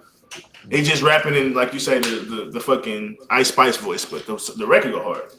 But this is the thing though when it comes to Drake, and this is why I hold him in such high regard when it comes to music. Like him and Kanye, they know how to make music. And when you know how to make music and you know how to do melodies, you know how to do bridges, you know how to do those things, it's hard to make misses, especially when you talk about a project. Like having a bad project when you're that talented, like it just doesn't happen. It just doesn't happen. You can still miss. You can still miss even if you know how to put records together. No, but this is what I'm saying. Where's the miss in a project? Y'all haven't given me a project and be like, all right, this is a trash. Like, Oh, no for me, Michael Jordan. Habibti was like Habibti, Fuck out of here. Habibti is not a miss. How do we tell fucking you? Native Listen, Honor. listen. 5, White Bone, you're bugging. Rusty crazy. intro is Bugging. crazy. Classic. WNBA, Slap the City, High Fives, classic. The fact you classics. mentioned Rusty intro, Classic Jay, is I'm fucking fucking with you, nuts. dog. Subjective. The shit with him and Party, whatever, Foxtrot, Fort Worth, whatever. Fort Worth. Word. Man, you bugging the fuck out. Fort Worth. But this is the thing I'll tell you. I don't know how you. I like R&B. If you don't like people singing and putting together melodies, I can understand why you would say, "Yo, this is not for me. This is whack." Like I completely get that. But if you're a listener of music and you're just looking at what music is, those songs are arranged well. The melodies are good. The features are good. You know, the tone is good. Like musically, it's very sound. It's a great project. It's a great. Those project. two albums just didn't connect for me. Listening to it like the 3-4 times that I tried, I just couldn't. I mean, I haven't really given That hurt Native not Honor. third. That hurt not third. Yeah, Native Honor. I've been giving it a real run because I've been just stuck on Iceman and Habibti. It's like I'm just like, all right, I got what I need right here. No, Made of Honor, I say out of the three, it's the weaker one, but it still got a lot of records. It got Prioritizing, it got Question and Answer, like it got some what's that Amazing shit? Shape. Road Trips. I love Road Trips, bro. Like it's some Amazing Shape is fire. BBW is fire. True Bestie is fire. Stuck Only is just fire. said True Bestie her go loss crazy. at the New bottom Bestie. of Drake's discography, you bugging the fuck out. New Bestie's crazy. Her loss. So it's Man, a lot. Me and It's a lot. Chase listened to them albums. Chase was like, "Please turn it off. My ears is bleeding." I mean, I don't know if y'all supposed to that be it listening drops. to the album together. Y'all might have some females in the room outside or something. Y'all know like- that's the homies Who's on on live. live stream? When you trying to be funny, bro. But that's not the It was way to on live consume an stream. album. That's not a good way to consume an album. Like, well, not What? for me at least. Not When for it me. drops? If I'm listening to music and I want to understand the music and hear what somebody's saying, I don't want to hear it on live stream with somebody else. All right. So we make It's good for content, right? but not So good for like really. Giving yeah, it- that's like opinion. the YouTube review content. But we obviously listen to it outside of fucking live stream. But the first listen matters. The first listen, no, yeah. the first ran listen through it. matters. So yeah, that's why I didn't do a reaction to the album. People are like, oh, why you didn't react to it? Because I want to enjoy it. Yeah, I mean, you can wanna do enjoy both. it. You can listen offline and then react online, or you can react online and then get off and fuck with it after. But it's but just you- for content. It's just for content. You know how much I'm in content. I'm with you. But do you know how much you would have missed in that album listening to it on stream? You probably missed a lot. Them numbers though. no, still because I went not back taking to shit from the the same albums. albums, and it was pretty much the same songs that I fuck with on stream. Really. I don't know. I might have to give you the bar breakdown, man. You might have missed some stuff. It's some talk in that album, man. Iceman is a great rap album. Great rap album. We actually had a breakdown on a live stream about it, and me and Cheeks both said Iceman got better with the more we listened to it. Yeah, that's the album with the But most. the But mother the other two, brother, Y'all tripping. those were not. I gotta listen. I got. It depends on where you're listening to it and how you listening to it, man. Oh my god! It's In the car, I damn near crashed the car when I was fucking playing Maid of Honor, bro. Not gonna lie. At home, same thing. I can't ask y'all these questions online, man. But the setting you're in definitely matters. I mean, even Tyler Creator said that by his last album. He like, man, you got to get up and be dancing. You can't just listen to my music just sitting down, especially with that last album. I didn't love it, but I understand what he's saying. Like, Shout out, it don't is touch an that environment glass. for. Don't touch that glass.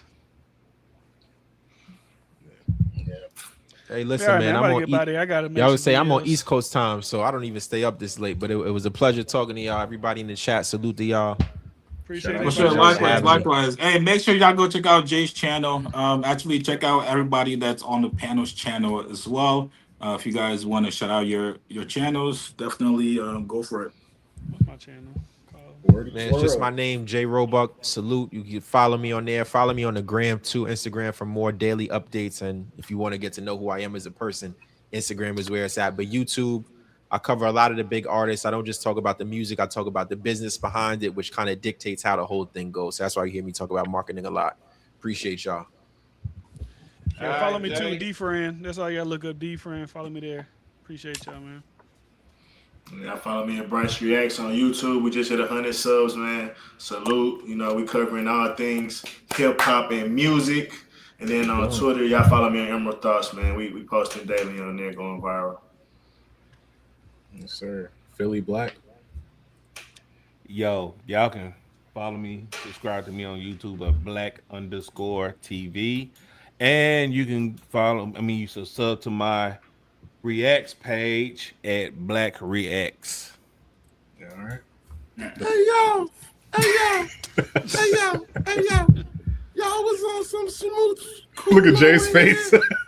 Y'all was on some smooth cool in here. All this ass kissing. You know what I'm saying? I don't do no ass kissing, so I wasn't on this joint. But you know what I'm saying? No smooch chulo. You know what I mean? I'm out, man. Philly Swain. What's the channel? Philly Swain ENT, man. Check me and Blueberry out over there. You know what I mean? Shout out to everybody in this joint, man. It was great debates with respect, man. I love when black men can have respect for each other and have different opinions. So this was a great panel, man. I appreciate y'all, man. Yeah. And then obviously Wordu's Worlds, you know what I'm saying? You too, DiFran. I ain't mean to exclude you when I said. Shout out DiFran, man. You feel me? Trap Lord DiFran. Journalistic DiFran. But yeah, we'll be back with another one soon enough, maybe in a couple of weeks. Another live stream. Make sure y'all like the stream. Shout out to everyone pulling up. I gotta tell me a day ahead because we some late motherfuckers. Yeah, we was kind of late. We was having some technical difficulties at first, but yeah, salute to y'all. We got it right. All right, chat, yo. Appreciate you guys. All right.